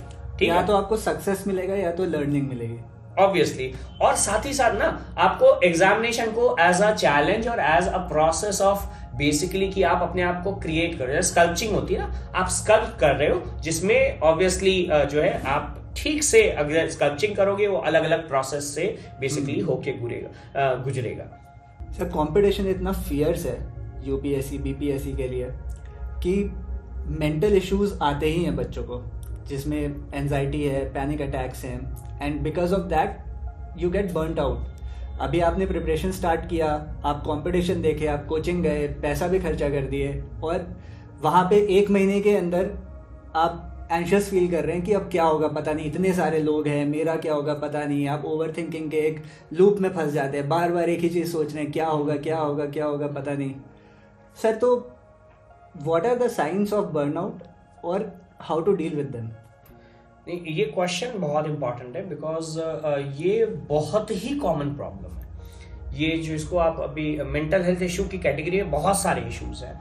इसमें से एक इशू जो अभी एक जिसको हम कह सकते हैं एक पैंडेमिक के तरह हो गया है पूरे ही, चाहे आप दिल्ली की बात करें, पटना की बात करें, जहाँ पे भी कॉम्पिटिटिव एग्जामिनेशन का जो नेचर है वो लाता है, वो है ओवर थिंकिंग। और आपको हर जगह ओवर थिंकर मिल जाए जिनका अलग अलग अपना, जैसे इसमें होता है यूएसपी है, ठीक है। कोई पूरा एग्जामिनेशन के बारे में ही ओवर थिंकिंग कर रहा है, कोई अपनी कैपेबिलिटीज के ऊपर भी ओवर थिंकर है, ठीक है। तो ओवर थिंकिंग क्यों हो रही है, रीजन क्या है? क्योंकि बेसिकली ना हम लोग अगेन इस सब के पीछे ना थोड़ा साइंस भी हमें देखना होगा। हम लोग उस पर्टिकुलर जनरेशन को डील कर रहे हैं जिस जनरेशन ने बेसिकली रियल चीजों को कम देखा और वर्चुअल चीजों को ज्यादा देखा। हाँ। तो वर्चुअलिटी मतलब क्या कि आप मोबाइल्स पे देखते हो, आप शॉर्ट्स देख रहे हो और शॉर्ट्स को आप ऊपर नीचे कर रहे हो आराम से, और हर बार शॉर्ट्स में 10 शॉर्ट्स देख रहे हो, 10 शॉर्ट्स में से 11वां शॉर्ट्स आपको पसंद आ रहा है, और उसको फिर 2 मिनट देखा। आपका अटेंशन स्पैन कितना है? बस वही वो जो 60 सेकंड है, 60 सेकंड का अटेंशन स्पैन लिया आपने, और वो कई बार तो शॉर्ट 60 सेकंड के बाद भी आप बेसिकली नहीं देख पाते, आपको लगता है कि पहले 20 सेकंड में ही हटा दो इसको, ठीक है। आपका अटेंशन स्पैन बहुत कम हो गया, आपको लग नहीं रहा है। और ये एग्जामिनेशन जो इतना लंबा एग्जामिनेशन है, 3 घंटे आपको लिखते रहना बिना रुके हुए। हाँ, 3000 से 4000 वर्ड्स लिखने हैं आपको, सोच करके लिखना, चलते रहना चाहिए। हाँ, वो चीजें प्रोसेस होनी चाहिए। और वो उन जमाने में जहां पे अगर आपसे पूछा जाए हाउ आर यू, तो आप लिखते हो F और 9 फाइन हो गया। तो आप FINE नहीं लिखना चाह रहे हो, आप 2 वर्ड वहां बचा ले रहे हो। दूसरा मेंटल हेल्थ का जो एक कारण है वो है फिजिकल फिटनेस। तो देखिए, फिजिकली अगर आप फिट नहीं होंगे तो मेंटली फिट हो ही नहीं सकते, सवाल ही नहीं पैदा होगा। तो आप अपनी बॉडी के क्लॉक को नहीं समझ रहे हो, आप अपने सर्केडियन रिदम को नहीं समझ रहे हो, आपको लगता है रात में पढ़ लेंगे, रात में पढ़ते हो बॉडी में स्ट्रेस जनरेट हो रहा है। कुछ लोग दिन में पढ़ते हैं, स्ट्रेस जनरेट होता है। आपको अपनी बॉडी को बेसिकली समझना होगा। एक्सरसाइज आप कर नहीं रहे, कुछ भी नहीं, आप दिन भर अपने रूम में बैठे हुए हो, रूम भी बहुत छोटा सा, जो हॉस्टल्स है उसके हालात बहुत ज्यादा पैथेटिक है, ग्लूमी सेटअप होता है कि पता नहीं उसमें कोई कैसे पढ़, डिप्रेसिव सेटअप होता है। और उस डिप्रेशन में आप गए, फिर गए कोचिंग में पढ़ा आपने, फिर कोचिंग से वहीं उसी रूम में आना है। आपका कोई मूवमेंट नहीं है, आपका कुछ नहीं है। आप अगर बहुत ज्यादा बेसिकली मैक्सिमम काम कर रहे हो तो सुबह और शाम जो आपको सामान लेने के लिए अपने हॉस्टल से या रूम से निकल रहे हो, बस वही। फिजिकल हेल्थ पे कोई भी ये नहीं। प्लस उसके साथ जो है, जिसको हम कह सकते हैं कि जो चीजें और बिगाड़ देता है, वो है जो हॉस्टल का खाना है। आपको खाना नहीं मिल रहा है तो आपको न्यूट्रिशन भी नहीं मिल रहा है। भैया एक गमला है, गमले में पेड़ है, पेड़ में ना पानी डाल रहे हो ना खाद डाल रहे हो, और बोले कि फूल होना चाहिए सूरजमुखी का, तो भाई ये कैसे होगा? ठीक है, तो आपको बेसिकली वो चीजें वहां डालनी होंगी। और ये अगेन यहाँ पे मैं बार बार बोल रहा हूं कि ये पेरेंट्स का रोल है। पेरेंट्स को पूरे एग्जामिनेशन में, और मैं अगेन चूंकि मैं एक फैकल्टी हूं, मैं पेरेंट्स को मैं फैकल्टी के रोल से डिनाई नहीं कर रहा, ठीक है। फैकल्टी का रोल ये बिल्कुल होता है कि बच्चों को देखने। और अगेन मैं देखा हूं कि कई ऐसे फैकल्टीज हैं जो देखते हैं। अब जैसे मैं कई बार क्लास में इस बात की चर्चा, मैं क्लास में कई बार गया हूं और बच्चे से पूछा कि आज कौन कौन खाना खा गया, स्पेशली जो सुबह वाली क्लास 8 बजे, और 8 से अगर 11 तक क्लास है, 3 घंटे क्लास चल रही है, ज्यादातर बच्चे बिना खाए आते, कुछ भी नहीं खाया, बस सारे 11 बजे जाएंगे, घर पहुंचते पहुंचते 12 बजेगा, और फिर 1 बजे फिर वो खाना खाएंगे। ये उनके हेल्थ के साथ क्या कर रहा है? आउटपुट नहीं निकलेगा, ठीक है। आप ऑलरेडी टायर्ड है, आप बेसिकली आपने अपने आप को पूरा ओवर स्ट्रेच कर रखा है। अच्छा, कुछ बच्चे वो खाना नहीं खाएंगे, तो वो खाना और जो फिजिकल हेल्थ है, फिजिकल हेल्थ अगर आपका सही नहीं है, मेंटल हेल्थ उसको प्रभावित करेगा। आपको इनफैक्ट कई जगह पे ये जो ओवर थिंकिंग है, that can lead to depressions. Depression में, और जैसे मैंने बताया, डिप्रेशन से भी खराब सिचुएशन होता है सेल्फ डाउट का, क्योंकि डिप्रेशन से तो बाहर निकल पाते हैं, सेल्फ डाउट से बाहर निकल पाना बहुत मुश्किल होता है। तो इन सब सिचुएशंस को लेकर के एक काउंसलिंग होनी चाहिए। इनफैक्ट मैं यहां कोशिश कर रहा हूं, अभी मेरी एक बात चल ही रही है, पूरी तरह से नहीं है, मैं कोशिश कर रहा हूं कि एक चैनल बनाया जाए जिनसे बच्चों को काउंसलिंग करने के लिए, and again it should not be कि अगेन ये फिर वो सिस्टम नहीं होना चाहिए जहां पे you get into money minting thing. एक ऐसा होना चाहिए, कुछ लोगों का एक ग्रुप होना चाहिए जो बच्चों के वेलफेयर के लिए बच्चों को काउंसल करें, और काउंसल करने की जो है स्पेशली फोकस होना चाहिए उन स्टूडेंट्स पे जिनका थोड़ा किसी कारणवश सक्सेस जो है डिले हो गया है। एब्सोल्युटली सर, इसमें I absolutely agree with your point about physical fitness sir, क्योंकि लोग ये समझते नहीं है, बहुत सारे लोग को ये पता ही नहीं है कि मेंटल हेल्थ फिजिकल हेल्थ से ही आता है ना। अगर आप फिजिकली फिट हैं तो आप अपने डिप्रेशन से भी फाइट कर सकते हैं, आप अपने सेल्फ डाउट से भी फाइट कर सकते हैं। एक बार आप बॉडी बना के तो देखिए, फिर सेल्फ डाउट कैसे होगा आप खुद ही देखिए, you will get rid of it. उसी से कॉन्फिडेंस भी बिल्ड हो जाएगा, किसी से भी आप बात कर सकते हैं। आप अच्छे दिख रहे हैं तो आप किसी से भी बात करेंगे तो आप डरिएगा नहीं। आप 500 रुपये का टी शर्ट पहने या 5000 का टी शर्ट पहने, if you are in a good shape तो आप अच्छे ही दिखेंगे। तो ये सब चीज़ें मैटर करती है कॉन्फिडेंस बिल्ड करने के लिए ओवर टाइम। प्लस आपको फिजिकल फिटनेस हेल्प करता है डिसिप्लिन बिल्ड करने में।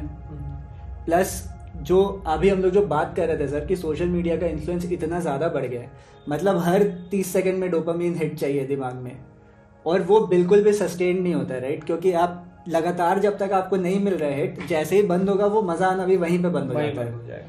तो अगर जब तक आप सिर्फ वही ढूंढ रहे हैं, आपका सोर्स ऑफ एंटरटेनमेंट सिर्फ वही है, तो आप डिप्रेशन को कहीं ना कहीं इनवाइट कर रहे हैं। क्योंकि जब आप सिर्फ शॉर्ट लिव्ड डोपामीन सोर्सेज की तरफ जाते हैं तो होता क्या है कि बहुत ज़्यादा क्रेविंग होती है, इन तुरंत हिट चाहिए होता है। जैसे कॉफ़ी के साथ है, वाई इज़ कॉफ़ी एडिक्टिंग, क्योंकि 3 घंटे का असर होता है, 3 घंटे के बाद या तो फिर चाहिए या तो सो जाइए। सेम चीज़ सिगरेट के साथ है, same cheese is true for any drug, जो कि अब आज के डेट में social media is a big drug, जो कि पेरेंट्स को भी ये रियलाइज़ करने की ज़रूरत है। आई थिंक पेरेंट्स से ज़्यादा, क्योंकि हम लोग उतने छोटे बच्चों की बात नहीं कर रहे, तो हमको लगता है कि जो एक्चुअली एस्पिरेंट्स हैं उनको भी ये चीज़ समझना और इस चीज़ पे रिसर्च करना बहुत ज़रूरी है कि how is it ruining their brain and their neural network. क्योंकि एक बार आप उस लूप में फंस जाते हैं ना, तो उससे निकलना बहुत मुश्किल होता है। सर मेरे साथ भी होता है कि फ़ोन खोले थे कुछ किसी को फ़ोन ही करने के लिए, पर इंस्टाग्राम खुला हुआ था, तो अब हम भूल गए कि हमको फ़ोन करना, हम 5 मिनट देख लिए, 15 रील देख लिए 5 मिनट में। उस चीज़ को ब्रेक करना बहुत ज़रूरी है। अगर if you are serious about your preparation तो you have to get rid of it. But it is easier said than done. तो जो है, मैं हैप्पी हार्मोन्स की बात कर रहा था, आपने डोपामिन की बात करी। नो, पहले आपको समझना है कि डोपामिन का हिट कैसे। देखो, डोपामिन हर चीज में आता है। Like if you have a sugary craving, आपको मिठाई खानी है, आपको केक खाना है, उस समय भी डोपामिन हिट करता है। जैसे आपने कहा सिगरेट पी रहे हैं, चाय पी रहे हैं, किसी भी चीज में, हमारी लाइफ में कोई ऐसा चीज है जो थोड़ा सा एडिक्टिव है, वहां डोपामिन हिट कर जाता है। ठीक है, तो हर एक काम में, एवन लाइक जैसे मैंने बताया, आप बात कर रहे थे शॉर्ट्स की, कि आप शॉर्ट्स देख रहे हैं, आप 10 शॉर्ट्स देखिए, 11वां शॉर्ट्स आपने स्टे किया, वो आपके दिमाग को हिट देता है, और फिर इसीलिए बार बार मोबाइल एडिक्टिव हो जाता है। Mobile addiction is also because of dopamine. But क्या ये इतना निगेटिव हार्मोन है? नहीं, ये इतना निगेटिव हार्मोन है। You need to know about the basically जो कलेक्टिव हार्मोन है। इनफैक्ट हमारी बॉडी में 3-4 ऐसे हार्मोन्स हैं जिनको हैप्पी हार्मोन्स कहते हैं। इनमें एक बहुत इंपॉर्टेंट हार्मोन है सेरोटोनिन, ठीक है, एक है इंडोडॉर्फिन, ठीक है। तो इंडोडॉर्फिन जो है वो बेसिकली एक ऐसा हार्मोन है जो डोपामिन के साथ काम करता है। तो इंडोडॉर्फिन और जो डोपामिन है, अगर ये दोनों मिक्स हो जाए, इंडोडॉर्फिन तब होता है जब हम एक्सरसाइज करते हैं। okay. तो जब आप एक्सरसाइज करते हैं तो इंडोडॉर्फिन रिलीज होगा, और वो जो रिलीज होगा आपकी बॉडी में, आपके पसीने के कारण, पर्सपिरेशन के कारण, या एक्टिविटी के कारण, या हार्ट पंपिंग के कारण, वो आपके डोपामिन के इफेक्ट को बेसिकली बढ़ा देगा। इनफैक्ट पढ़ाई के वक्त भी ऐसा होता है। अब आप एक एग्जांपल देख लो कि आपने कुछ क्वेश्चन लिखा, और क्वेश्चन लिखने के बाद आपको लगा कि ये क्वेश्चन एक्सेप्शनली अच्छा लिख दिया, you will feel happy. That happiness is also because of that, and you will feel happy for a longer period of time. For a longer period of time. तो जो डोपामिन का effect जो बहुत थोड़े समय के लिए होता है, कुछ मिनट या कुछ सेकंड्स के लिए होता है, वो एनलार्ज हो जाएगा। जैसे एक्सरसाइज के साथ है ना, अब मैं जिम करता हूँ, एक्सरसाइज सुबह कर लिया, और फिर वो जो हैप्पी जिसको फीलिंग कहते हैं, वो पूरे दिन तक रहता है। इनफैक्ट वो आपको रात तक रिचार्ज करके रखता है। तो ये काफी जरूरी है कि you need to understand your biology, और उस बायोलॉजी के हिसाब से काम करना। प्लस अगर कोई सिंगल हार्मोन पे आप डिपेंडेंट है, ठीक है, चाहे ऑक्सीटोसिन है या जैसा मैंने बताया डोपामिन है, तो फिर वहां दिक्कत हो जाएगा। बिकॉज जैसे ही आप उस पे एक सिंगल हार्मोन पे डिपेंडेंट हो जाएंगे, वो एडिक्टिव हो जाएगा। हमारा बॉडी बना ही है कि इसका एक सिस्टम है, वी कॉल इट, है ना, हमारा human body is a system. तो उसमें मल्टीपल चीजें हैं। तो जो मल्टीपल हार्मोन का बेसिकली एक कनेक्शन है ना, वो बॉडी को ज्यादा फील गुड इफेक्ट देगा। मतलब बेसिकली सर, डोपामिन का ग्राफ ऐसा नहीं जाना चाहिए। You should it should not be an ups and downs and ups and downs. Should be sustained and then it should go down gradually. और वहां से फिर आपका स्लीप स्टार्ट होता है, जहाँ पे I think obviously very good, very well represented कि वो शुरू होगा, और जब वो पीक पहुंच करके नीचे जाएगा तो उस समय आपको सोने का टाइम हो गया, आप सो जाओ, फिर अगले दिन आप रिचार्ज करो यहाँ से, ठीक है, तो फिर अगले दिन वो ऊपर लिफ्ट करेगा। एंड अगेन उसमें ये बहुत इंपॉर्टेंट होगा कि आप अपने दिन की शुरुआत एक्सरसाइज से कर रहे हो कि नहीं कर रहे हो, और वो आपको बेसिकली आपकी पढ़ाई की इफिशिएंसी को, आप जो भी काम कर रहे हो, आप पढ़ाई कर रहे हो, म्यूजिक कर रहे हो, जो भी काम कर रहे हो, उसकी इफिशिएंसी को बढ़ा देगा। सर, हम लोग डोपामिन और हैप्पी हार्मोन्स की बात कर रहे हैं, तो रिलेशनशिप्स के बारे में भी बात करते हैं, क्योंकि यही एज होता है एक बच्चे के लाइफ में जब सब कुछ हो रहा होता है, राइट। आपको एग्जाम भी अभी निकालना है, लाइफ में फोड़ना भी अभी फोड़ना है, और गर्लफ्रेंड भी अभी ही बनेगी। मतलब बेसिकली रिलेशनशिप में भी आप अभी ही आओगे। सो क्या रिलेशनशिप प्रिपरेशन से डिविएट कर देता है, या फिर ऐसा भी सिनेरियोस होता है जहाँ पे रिलेशनशिप आपको हेल्प करता है, वो मेंटल वेलबींग को बनाता है, and you know, what do you think about that sir? Again अब इसका आंसर ना बड़ा रिलेटिव हो सकता है। देखिए, basically relationship as far as I think is a very essential part of one's personality. किसी व्यक्ति के पर्सनैलिटी का बहुत जरूरी भाग है। इनफैक्ट मैंने देख रखा है कि अगर आप एक राइट टाइम में एक अच्छे हेल्दी रिलेशनशिप में नहीं आए, whether that is of a friend और गर्लफ्रेंड या अलग अलग तरह के रिलेशनशिप्स हैं, अगर आप उस अब तो नया टर्म भी आ गया सिचुएशनशिप, तो अभी के जनरेशन वाले सिचुएशनशिप में भी होते हैं। तो आप जिस भी बेसिकली सिनेरियो में रिलेशनशिप को देखते हैं, वो आपके रिजल्ट को बेसिकली एम्पलीफाई कर सकता है। And again this is quite जिसको कह सकते हैं ना, इट्स अ ब्यूटीफुल टाइम, जहां आप अपने करियर को भी प्रिपेयर कर रहे हो, अपनी पर्सनालिटी को भी निखार रहे हो। ऑब्वियसली आप किसी फेलो जो है स्टूडेंट्स के साथ, या फेलो जो है आपके दोस्त है, या इवन जो है आपके कोई जान पहचान वाले हैं उसके साथ आप आते हो और आप ह्यूमन रिलेशनशिप को स्टडी करते हो। आप इंटरैक्ट करते हो in a very sort of, I could say a very private और इंटीमेट सॉर्ट ऑफ। मैं यहाँ इंटीमेसी से समझता हूँ इंटीमेसी ऑफ थॉट, ठीक है, यहाँ इंटीमेसी ऑफ थॉट की मैं बात कर रहा हूं। तो आप बहुत इंटीमेट तरीके से बेसिकली इंटरैक्ट कर रहे हो। ये इंटरैक्शन बहुत जरूरी है as far as I think. जरूरी नहीं इसके लिए रिलेशन, मतलब वो वाला सिनेरियो नहीं होना चाहिए कि अगर जैसे कुछ बच्चे होते हैं कि भैया जो है अगर प्यार नहीं हुआ तो फिर चोट नहीं पहुंचेगा, ठुकरा के मेरा प्यार, इंतकाम फिर कैसे देखेगी, और जब तक इंतकाम नहीं होगा तब तक तो यूपीएससी निकलने से अभी दिल नहीं टूटेगा तब तक एग्जाम भी नहीं, जब तक दिल नहीं टूटेगा तब तक एग्जाम भी नहीं होगा। ऐसा नहीं होता है, ठीक है।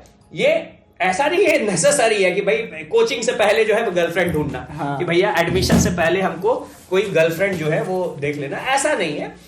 ये प्रोसेस है, इस प्रोसेस में बेसिकली चीजें अपने आप ही होती है। तो लेकिन हाँ, ये कहना कि क्या रिलेशनशिप एग्जामिनेशन को हैम्पर करता है, तो ऐसा बिल्कुल ही नहीं है। मैंने कई केसेस देखे हैं जहां रिलेशनशिप एग्जामिनेशन को बेसिकली के प्रिपरेशन को एम्पलीफाई करता है। बट यहां पे एक बहुत बड़ा कॉशन है, it will depend upon the maturity of the person involved. जो बंदा है, अगर आप प्रिपरेशन के लिए मैच्योर हैं तो आप रिलेशनशिप के लिए भी मैच्योर हैं। ज्यादातर केस में रिलेशनशिप से डिप्रेशंस में आना या फिर इन सब चीजों में वही बंदे आते हैं जो बेसिकली मैच्योर नहीं है, जो रिलेशनशिप को ना they get carried away by relationship. Relationship is just a part of this whole thing, it's not a heart of thing. Heart of thing अभी भी आपका कैरियर है, आपका प्रिपरेशन है, आपका जो काम है वो that's in the centre, and everything is that filling, जिसको कहते हैं ना फिलर्स का काम करते हैं। तो रिलेशनशिप अच्छी होनी चाहिए, रिलेशनशिप कंड्यूसिव एनवायरनमेंट में होनी चाहिए। It should not B, again मैं एक बात कहूंगा, टॉक्सिक रिलेशनशिप। जो टॉक्सिक रिलेशनशिप है, देयर आर केसेस जहां पे इस तरह के रिलेशनशिप हो जाते हैं जहां पे बेसिकली ना प्रिपरेशन तो छोड़ ही दो, मतलब एक बंदा अपने खुद के बेसिकली पर्सनालिटी पे क्वेश्चन करने लगता है। सर ये वाला सीन हो जाता है ना कि फोन क्यों नहीं उठाए, तो प्रिपरेशन कर रहे थे, तो बस प्रिपरेशन ही करते रहो, तो रिलेशनशिप में क्यों हो। पर अगर फिर फोन ज्यादा उठा रहे तो अरे प्रिपेयर क्यों नहीं करते हो, मतलब you can't be happy in that scenario. अब अपना एक्सपीरियंस तो नहीं बता रहे सर, हम तो बॉयज स्कूल में पढ़े। बॉयज स्कूल, इसका मलाल है आपको, लग रहा है डेफिनेटली। तो नहीं देखिए वो है, लेकिन फिर वहां पे ये जो प्रॉब्लम्स है, आई थिंक ये इन जनरल सबको ही अफेक्ट करता है at some point of your life, at some point of the time, whether preparation के दौरान या इसके आगे। यहाँ पे ये बात समझना बहुत जरूरी है कि जो रिलेशनशिप होता है ना, रिलेशनशिप को भी बढ़ने के लिए समय चाहिए, उसको भी मैच्योर होने के लिए टाइम चाहिए, ठीक है। And things will take place by itself. तो आपको एफर्ट नहीं, अगर आपको रिलेशनशिप में एफर्ट डालना पड़ रहा है ना, ठीक है, तो वहीं गड़बड़ हो जाता है। अगर आपके पार्टनर जो है वो ये नहीं समझ रहे हैं कि पढ़ाई क्या होता है, अगर आपने अपने आप को ऑर्गेनाइज नहीं, वहां भी ऑर्गेनाइजेशन है, आपको ऑर्गेनाइज करना है कि चलो ठीक है, संडे के संडे हमको पुष्पा देख करके आना, ठीक है, तो मूवी देख करके आओ आप, या you will have your own private time. वो टाइम को आप जैसे भी एंजॉय करना चाहते हो, सो दैट वो आपको नेक्स्ट वीक के लिए रिचार्ज कर दे, तो वो ठीक। अगर आप उतना ऑर्गेनाइज कर सकते हो, नहीं फिर दिल तोड़ करके गए हो, फिर इधर हो रहा है, you are involve in lot of thing, तो इसलिए बड़ा डिफिकल्ट हो जाता है कि आप किसके साथ इन्वॉल्व हो, बिकॉज फिर वो आप टेक्निकली ना रिलेशनशिप में क्या होता है, आप वनरेबल हो जाते हो, बिकॉज जब आप किसी के बहुत करीब आते हो तो you basically of your guard, तो आप अपने अराउंड जो फेंस क्रिएट कर रखे हो ना, वो जो दीवार है उसको तोड़ देते हो, तो अब आप वनरेबल हो। वो व्यक्ति जो सबसे करीब होता है वो सबसे ज्यादा आपको चोट पहुंचा सकता है, और अब वो चोट पहुंच करके देयर आर स्टूडेंट्स जो बेसिकली, मैं अभी परसों तरसों एक बच्चे से इंटरेक्ट कर रहा था, ठीक है, गर्लफ्रेंड छोड़ के चली गई और उस कारण से प्रिपरेशन नहीं हो रहा है सर, और छोड़े हुए 6 महीना हो गया, अभी भी प्रिपरेशन में बेसिकली उसको प्रभावित हो रहा है। पहले उसको समझना है कि हमारे लाइफ में ऐसे अप्स और डाउन्स आएंगे, लाइफ इसी का अमेलगमेशन है। तो अगर आप इस प्रोसेस को नहीं समझोगे, इससे लर्निंग नहीं लोगे, हाँ, it is again easier said than done. जैसे आप बोलोगे सर आपका दिल नहीं टूटा है, भाई सबका टूटा। तो जो एक्सपीरियंस होता है उस एक्सपीरियंस को बेसिकली आपको समझना होगा, अगेन आपको ऑर्गेनाइज करना होगा, और फिर कुछ चीजें लाइफ में हमारे हाथ में नहीं होती है, इसको समझना होगा। जो हाथ में है, प्रिपरेशन आपके हाथ में है, रिलेशनशिप आपके हाथ में नहीं है। तो सर वो जो आपका पहला पॉइंट था ना सर, स्टार्टिंग में जब हम लोग बात कर रहे थे सेल्फ इवैल्यूएशन का, आई थिंक वो बहुत इंपॉर्टेंट है। आपसे बात करके हमको ये समझ में आ रहा है कि आपके लाइफ में आप जब प्रिपरेशन कर रहे हैं तो आपके लाइफ में जो भी चेंज हो रहा है, you have to go back and self evaluate कि ये जो पॉजिटिव चेंज हुआ या नेगेटिव चेंज हुआ, और वहीं पे आई थिंक आपका आंसर भी है। If it is positive, go ahead, if it is negative, then get rid of it. यहाँ सेल्फ अवेयर होना ना ये काफी जरूरी है। अब मैं एक शो की बात करूंगा, आजकल बहुत ज्यादा वायरल है, लेटेंट, ठीक है। अब ये जो इंडियाज गॉट लेटेंट है, इसमें मुझे ज्यादातर चीज बकवास लगती है, ठीक है, ज्यादातर चीज बकवास लगती है, बिकॉज कॉमेडी के नाम पे कुछ और ही हो रहा है, और मैं वहां जज नहीं कर रहा, मैं ये बिल्कुल ही नहीं कह रहा कि ये नहीं होना चाहिए, बट फिर मुझे वो फॉर्मेट नहीं पसंद आया है। लेकिन उसमें एक चीज बहुत अच्छी होती है जिसको मैं ध्यान में रखता हूँ कि उस पूरे सीन सिनेरियो में करना क्या होता है कि आपको पहले खुद को मार्क्स देना होगा। सेल्फ अवेयरनेस का ही टेस्ट ही है, सेल्फ अवेयरनेस का है। आप कितना गंदा कर रहे हो उससे मतलब, आपने 3 मार्क्स दिया, ठीक है। अब जैसे मैं कल रात में सोच रहा था कि अगर मैं इंडिया गॉट लेटेंट में जाऊं तो मैं अपने आप को कितना मार्क्स दूंगा और मैं क्या करूंगा। तो पहले क्या करूंगा मैंने सोचा बिकॉज मैं पोएम में इंटरेस्टेड हूं। मुझे लगा मैं कोई पोएम सुनाऊंगा और कितना मार्क्स दूंगा। हमको बोला कि वहां जो लोग है ना वो पोएम पसंद नहीं करेंगे, ठीक है, या फिर वो केशव झा वाला केस हो जाए तो अलग बात है, ठीक है, वो भी मुश्किल है। तो मुझे लगा कि मैं मैक्सिमम मार्क्स दूंगा, अपने आप को 6.5 दूंगा। ओके, तो अब ये देखना काफी इंटरेस्टिंग होगा कि वहां मार्क्स मुझे कितना मिलता, ठीक है। तो खैर ये एक मतलब सिर्फ मैं सोच रहा था। तो यह सेल्फ अवेयरनेस होना रिलेशनशिप में, पढ़ाई में, सब चीजों में काफी इंपॉर्टेंट, बहुत जरूरी है। टॉपर्स की बात करते हैं सर। हम आजकल सोशल मीडिया के आने के बाद से टॉपर्स किसी भी एग्जाम का ले लीजिए, जो टॉप करता है वो बच्चा अब हर जगह है, राइट। वो हर सोशल मीडिया पे है, वो न्यूज़पेपर पे है, न्यूज़ चैनल्स पे है, हर जगह है, हर कोचिंग इंस्टीट्यूट ये कैसे भूल गया सर। तो होता क्या है ना कि फिर वो शेयर करते हैं, अपना सक्सेस स्टोरी बताते हैं, अपना प्रिपरेशन करने का तरीका बताते हैं, और बहुत सारे बच्चे उनको फॉलो भी करने लगते हैं। तो टॉपर्स को ब्लाइंडली फॉलो करने से क्या प्रॉब्लम्स आती है प्रिपरेशन में? देखिए प्रॉब्लमेटिक है, ठीक है, इट्स क्वाइट प्रॉब्लमेटिक इनफैक्ट, क्योंकि देखो जो हम एज अ फैकल्टी जो हम लोग देखते हैं ना, वो एक्सपीरियंस हम बता रहे हैं जो बच्चे देख नहीं पाते।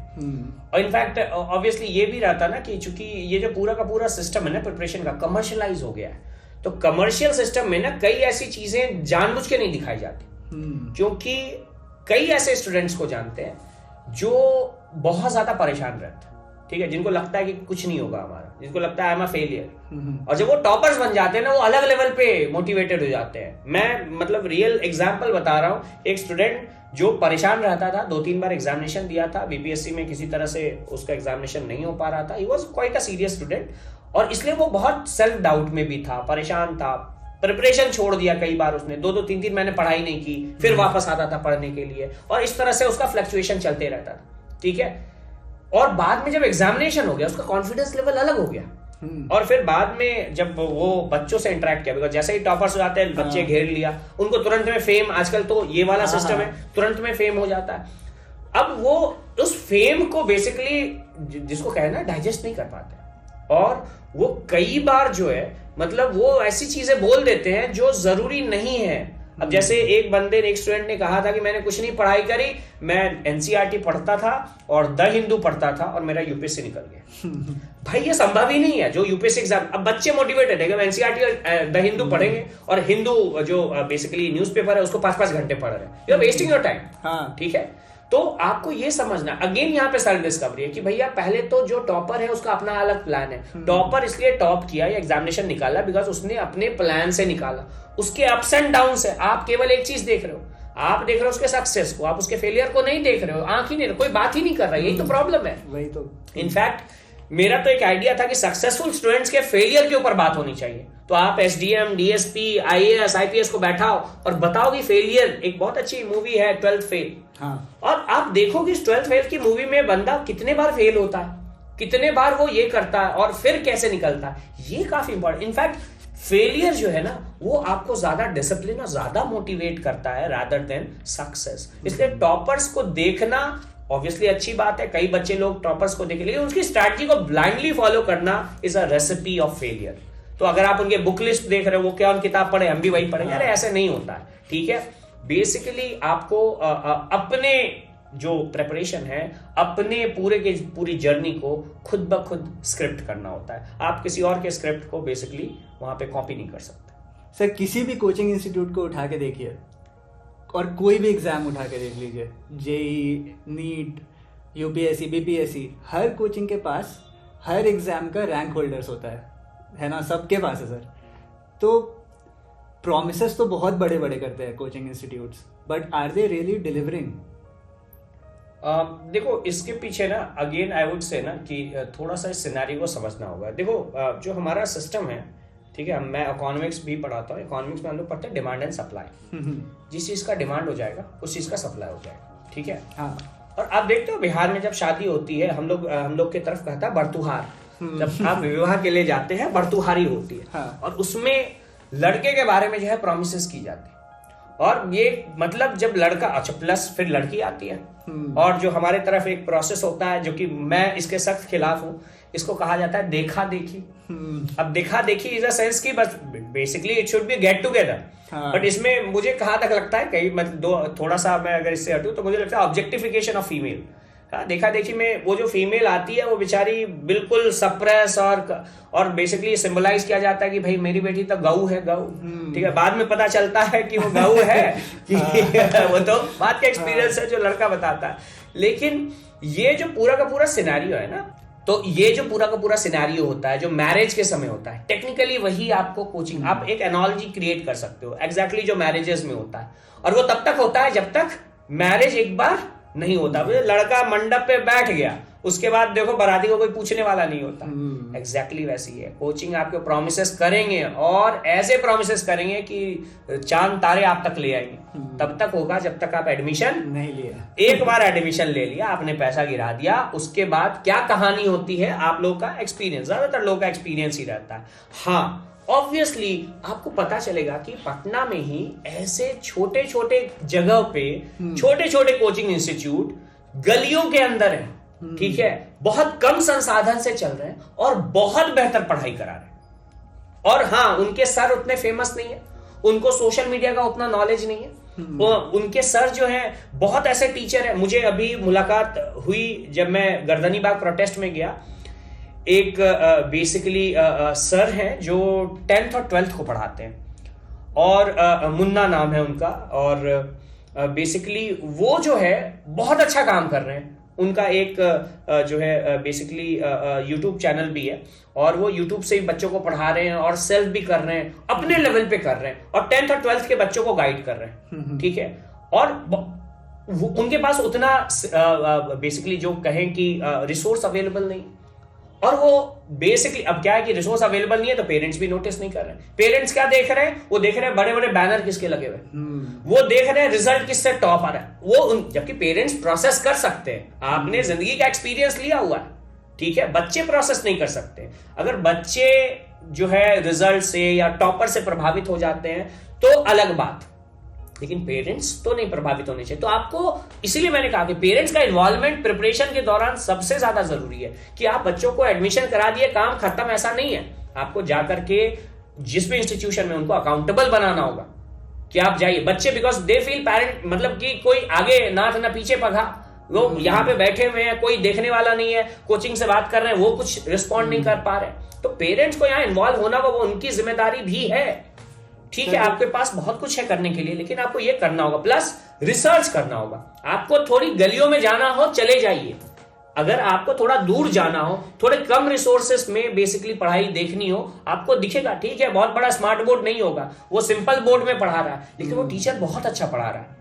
तो आपको थोड़ा ये भी डिस्कवर करना होगा और तब जाकर के डिसीजन लेना होगा, बिकॉज ये एक छोटा सा डिसीजन आपकी जिंदगी में बहुत बड़ा प्रभाव लेकर के आएगा। इसको कहते हैं कि इसको लगा डाला तो लाइफ जिंगा लाला, वही वाली बात है भाई। चकाचौंध के पीछे भागिएगा तो देखो, चकाचौंध मैं ये कभी भी क्वेश्चन नहीं करता। कुछ इंस्टीट्यूशन बड़े हैं, अच्छा काम भी कर रहे हैं, और कई बार वो फीस ज्यादा डिमांड करते हैं क्योंकि कई बार सुविधाओं को देने के लिए फीस चाहिए, ठीक है।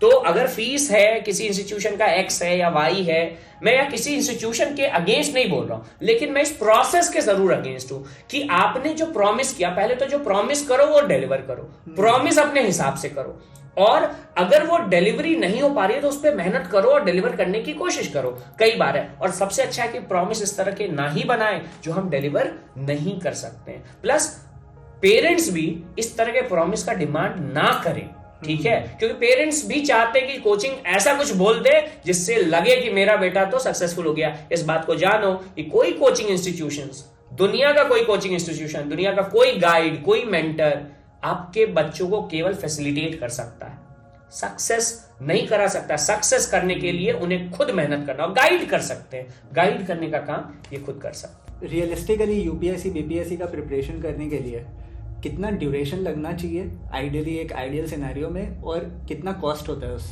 प्रिपरेशन का? देखिए, कॉस्ट की बात मैं पहले करता हूं। Cost again it's very person to person, ठीक है।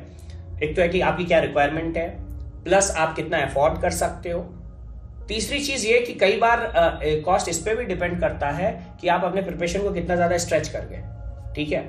आइडियली इस एग्जामिनेशन को क्रैक करने के लिए 1 साल का समय काफी है, काफी का मतलब बहुत ज्यादा है, प्रोवाइडेड आपने बैक एंड में काम किया हुआ। जैसे मैंने बताया कि आपने पहले ही एनसीईआरटी पढ़ा हुआ, तो 6 महीना तो वहीं चला गया, उसके लिए आपको कहीं जाने की जरूरत नहीं, घर में बैठ जाओ।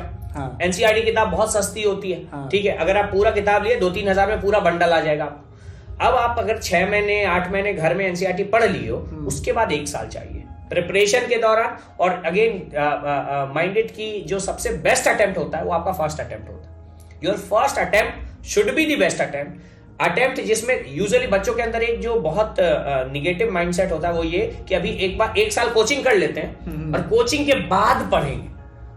तो कोचिंग कर लिया, अभी तो पढ़ नहीं पाएंगे, कोचिंग के बाद पढ़ेंगे और 1 साल बाद। भाई ये सुसाइडल होता है, ये आपके प्रिपरेशन को खराब कर देता है। जिस साल आप कोचिंग जा रहे हैं उस साल आपका आउटपुट सबसे बेस्ट होगा। क्योंकि ये कैसा लेकिन थॉट प्रोसेस है कि कोचिंग के बाद पढ़ेंगे? ये होता है क्योंकि कई बार बच्चे क्या होते हैं, they collect things, collect material, ठीक है। तो कोचिंग है, दिन भर क्लासेस ले रहे हैं, थक जाते हैं, घर में आते हैं, कुछ मटेरियल कलेक्ट कर दिया, ऑर्गेनाइज नहीं हुआ, तो बोला कि नहीं पहले अभी तो क्लासेस चल रही हैं, जब सारा मटेरियल एक बार आएगा ना तो घर में बैठ के अच्छे से पढ़ेंगे, और वो कभी हो नहीं पाएगा। I have seen people do that. तो basically this all happens. In fact ये जो यूपीएससी या बीपीएससी में बहुत ज्यादा होता है। इनफैक्ट अभी जो बोरिंग रोड है वो मुखर्जी नगर बना हुआ है, ठीक है, जो मुखर्जी नगर में सिनेरियोज हो रहे हैं पूरा बोरिंग रोड में। इनफैक्ट बच्चों को आप देखेंगे यही सब बात करते हुए कि पहले कोचिंग कर लेते हैं, इसके बाद करेंगे, और ये उनके लिए बहुत डिफिकल्ट हो जाता है। फिर रियल टाइम में आप अगर ज्ञान नहीं सोख पा रहे हैं तो फिर बाद में कैसे सोचिएगा? आउटपुट आपका अच्छा होता है ना आपको, बिकॉज एक जिसको कहते हैं ना पॉजिटिव नेगेटिव फीडबैक लूप बना रहा है। आप कोचिंग में गए, पढ़े, उसको एब्जॉर्ब किए, फिर आपने रिप्रोड्यूस करा आंसर राइटिंग के थ्रू, क्लास में क्वेश्चन डाउट है सर से पूछे। ये प्रोसेस अगर एक बार कंप्लीट हो गया ना तो आपका पूरा प्रिपरेशन मजेदार हो जाता है, ठीक है, क्योंकि आपको कोई गाइड करने वाला है। एक बार जब आपको लगता है कि वो सारा किताब नोट्स एक बार एक रूम में बंद करके बैठेंगे, वो डिप्रेशन हो जाता है, because you don't have anything to vent out, ठीक है। तो आपको आपके आइडियाज को वेंट आउट करने के लिए भी एक जगह चाहिए। इसलिए the first attempt should be the best attempt, and usually the first attempt should be the attempt जब आप बेसिकली अपने कोचिंग इंस्टीट्यूशन को या जहां भी आप पढ़ रहे हो, अगर आप पढ़ रहे हो कहीं बाहर से तो आप दे रहे हो। सर एक एस्पिरेंट जो कि 27-28 साल 29 साल का है, मोस्ट प्रोबेबली लास्ट अटेम्प्ट के लिए प्रिपेयर कर रहा है अपने, और डिपेंडेंट है सर ऑब्वियसली फैमिली पे, स्टिल प्रिपेयरिंग, तो उनको ऐसा लगता है कि उसके लिए मेंटल स्ट्रेस का सबसे बड़ा सोर्स होता होगा फाइनेंसेस, क्योंकि all of your friends are making money now, कुछ की शादी हो गई होगी, किसी का बच्चा भी हो गया होगा, बट आप अभी भी प्रिपेयर कर रहे हैं। सर तो वैसे सिनेरियो में आप अपने फाइनेंसेस के लिए क्या कर सकते हैं मैनेज करने के लिए, and how can you not be an overburden on your parents, कि पेरेंट्स को भी मैनेज करके चले, क्योंकि एक सर्टेन पॉइंट के बाद पेरेंट्स भी कितना सपोर्ट करेंगे, वो सब स्ट्रेस का रीज़न बन जाता है जिस कारण आप अपने आखिरी अटेम्प्ट में सबसे खराब अटेम्प्ट कर देते हैं। तो how do they manage that?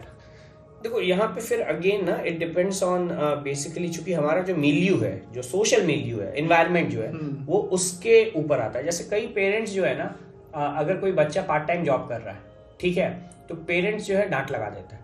There are students, कुछ बच्चियां हैं जो यहाँ ट्यूशन क्लासेस करती हैं और पेरेंट्स से छिप के करती हैं, ठीक है, कि अगर पापा को पता चल जाएगा तो फिर वो हमको बुला लेंगे, बोलेंगे तुमको ट्यूशन पढ़ाने तो नहीं भेजे, तुमको तो पढ़ने भेजे, तुम पढ़ो, तुमको किस बात की कमी है, तुमको खून बेच करके पढ़ाएंगे। फिर वही बात आ जाती है कि तुमको हम अपना हर कुछ देंगे, तुम पढ़ो। यहाँ तक ये ठीक है, लेकिन पेरेंट्स ये नहीं समझ रहे हैं कि ये बहुत इंपॉर्टेंट पार्ट है। ये जो पार्ट टाइम जॉब का कल्चर है ना, वो इंडिया में ओवरऑल में, बिहार तो एक तो बहुत, मैं उस सिनेरियो में कहूँ तो बहुत पीछे है, लेकिन इंडिया में ही डेवलप नहीं हुआ है, ठीक है। और जो पेरेंट्स पे जो डिपेंडेंसी है वो बेसिकली बच्चों के कॉन्फिडेंस, ये नहीं है अगर वो कोई छोटा सा जॉब करता है, ठीक है, तो वो कॉन्फिडेंस इंक्रीज होता है। हाँ, ये बात और है कि वो भटक ना जाए, बिकॉज पेरेंट्स का भी एक कंसर्न बहुत सही है कि कई बार बच्चे एक बार पैसा कमाने लगे, पैसे की लत लग गई, तो फिर वो अपनी जरूरतों का तो अंत नहीं है। कि भैया मोबाइल खराब हो, आईफोन लेंगे, तो अब थोड़ा एक ट्यूशन पढ़ाते थे, 2 ट्यूशन पढ़ा देते हैं, तो भैया 20,000 मिल जाएगा, EMI निकल जाएगा। तो ये पेरेंट्स जानते हैं बच्चों को, तो इसीलिए ये जो फाइनेंसेस है ना, इसमें एक बहुत बड़ा कॉशन है। अगर बच्चे बेसिकली सपोर्ट करने के लिए कर रहे हैं और अपने आप को मैनेज कर सकते हैं, तो अभी अगेन पार्ट टाइम जॉब का एक सिनेरियो बन चुका है, ठीक है। तो अब ऐसा नहीं है, आप कई तरह के जॉब कर सकते हैं जिसमें बहुत ज्यादा इन्वॉल्वमेंट नहीं है, वर्क फ्रॉम होम भी है, और आप अगर कोई वोकेशनल ट्रेनिंग ले रखा है तो आप ये जॉब कर सकते हैं। लेकिन हाँ, कई बार ऐसा भी होता है कि भटकाव होगा, तो वहां पे नहीं भी, ये again it will differ upon person to person.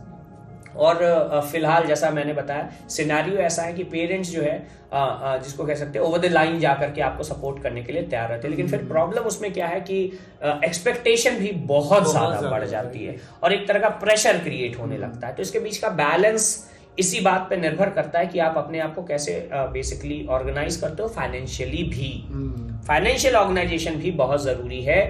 जो अननेसेसरी बेसिकली खर्चे हैं उसको कैसे कट कर सकते हो और किस तरह से फाइनेंशियल मैनेजमेंट करते हो। इनफैक्ट मैं कहूंगा कि ये फाइनेंशियल मैनेजमेंट जो है आपको आगे के फाइनेंशियल मैनेजमेंट को मैनेज करने में ये करता है। फिर जब जॉब करोगे आप तो उसका बहुत सरकारी पैसा आएगा, हाँ, जब सरकारी पैसा आएगा या जब आप अगर कहीं पे काम कर रहे हो तो वो अच्छे से मैनेज कर पाओगे। तो आई थिंक कि ये सिनेरियोज जो है मेरे ख्याल से फाइनेंशियल एंगल स्पेशली बिहार के सेटअप में बहुत ज्यादा मायने नहीं रखता है, क्योंकि पेरेंट्स फिलहाल सपोर्ट करते हैं। हाँ, ये चीजें जब बच्चे बाहर चल जाते हैं, यहाँ पे मैं एक सिनेरियो बताऊंगा। एक बच्ची यहाँ पे क्लासेस की, आज सुबह ही मेरे से बात हो रही थी और फिर उसका ये था कि सर जो है मैं बाहर भी जाकर के क्लास करना चाह रही हूँ। अब प्रॉब्लम क्या है कि यहाँ पे उसने लाखों खर्च कर दिया, ठीक है, और अगेन वही कारण था कि अच्छे से रिसर्च नहीं करा, गलत जगह चली गई, लाखों खर्च हो गया।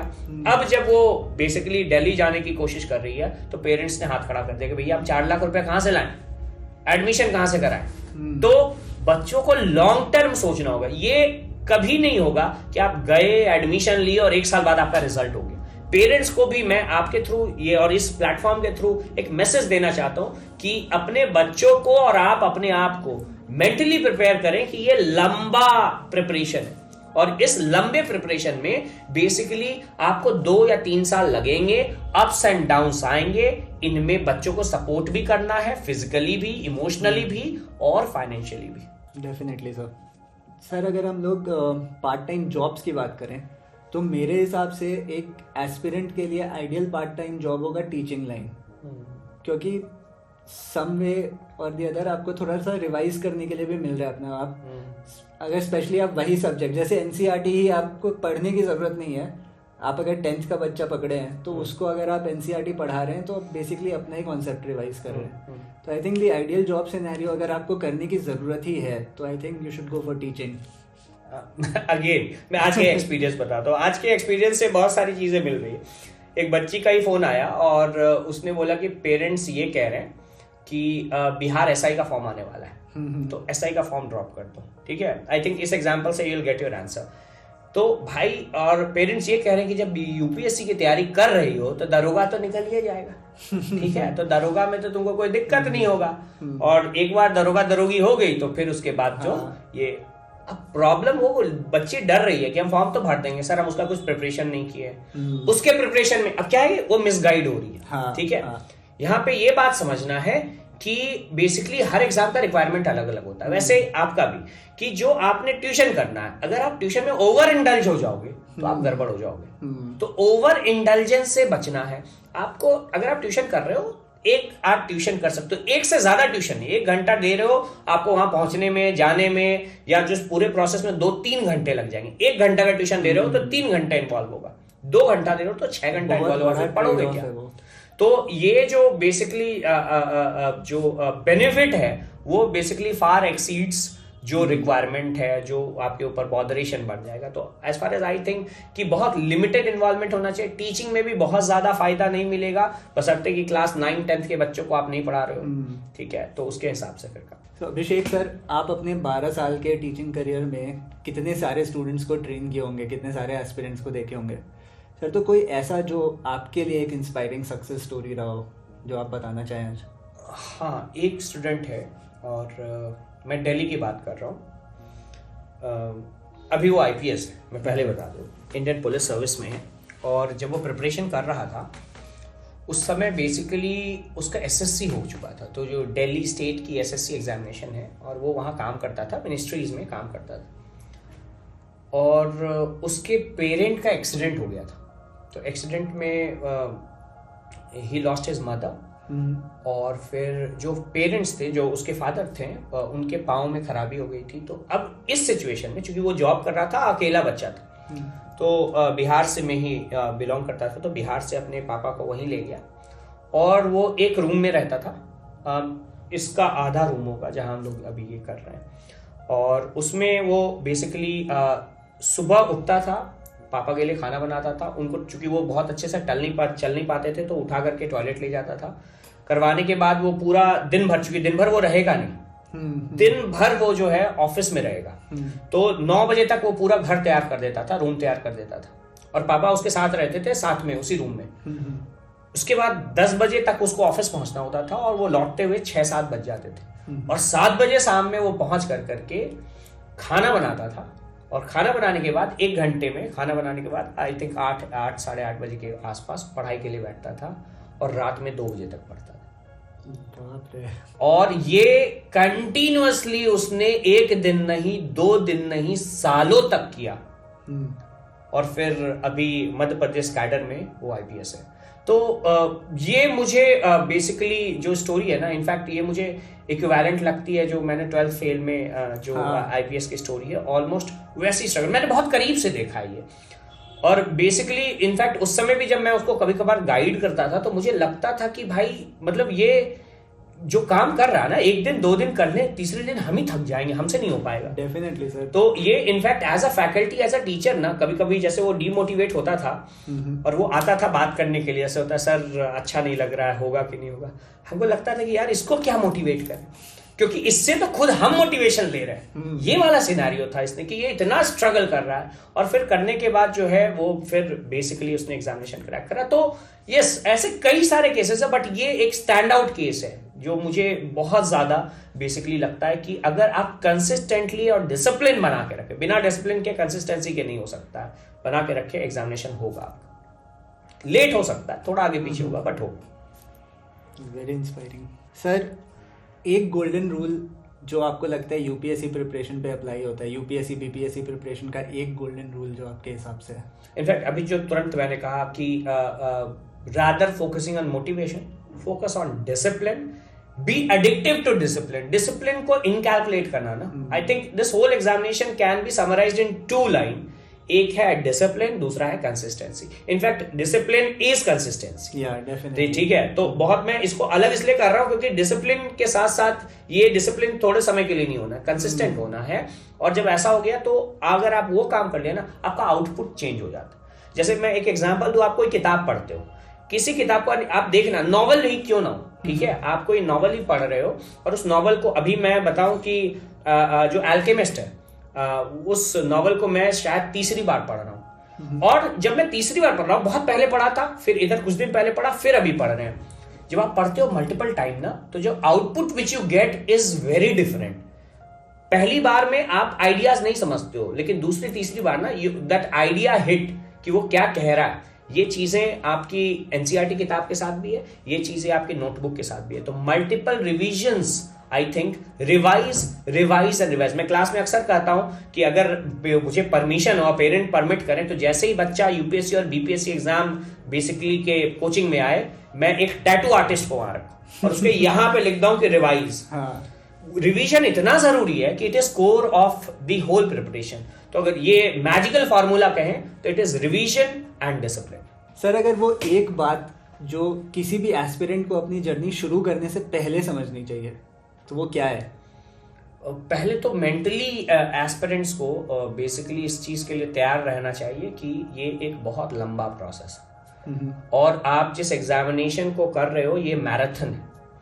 मैराथन में आपके बेसिकली आपके 2 मिनट की कंसिस्टेंसी और हार्डवर्क का टेस्ट नहीं होगा, ये आपके बेसिकली स्टैमिना का टेस्ट होगा कि आप बेसिकली कितने लंबे समय तक कंसिस्टेंटली एक पर्टिकुलर कंडीशन, एक स्ट्रेसफुल कंडीशन को बर्दाश्त कर सकते। इसका टेस्ट है।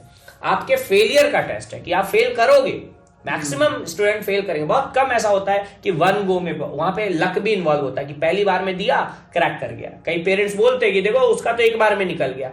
भैया उसका लक था, शर्मा जी का बेटा, हाँ शर्मा जी का बेटा एक बार में निकाल दिया, तो वो लक था। लक के ऊपर आप बेसिकली पूरे एग्जामिनेशन को प्ले ऑन नहीं कर सकते। हार्डवर्क, हाँ मैं ये नहीं कह रहा सिर्फ लक था, ठीक है, उसने हार्डवर्क किया होगा, बिल्कुल ही किया होगा, लेकिन कुछ लक ने भी फेवर कर दिया।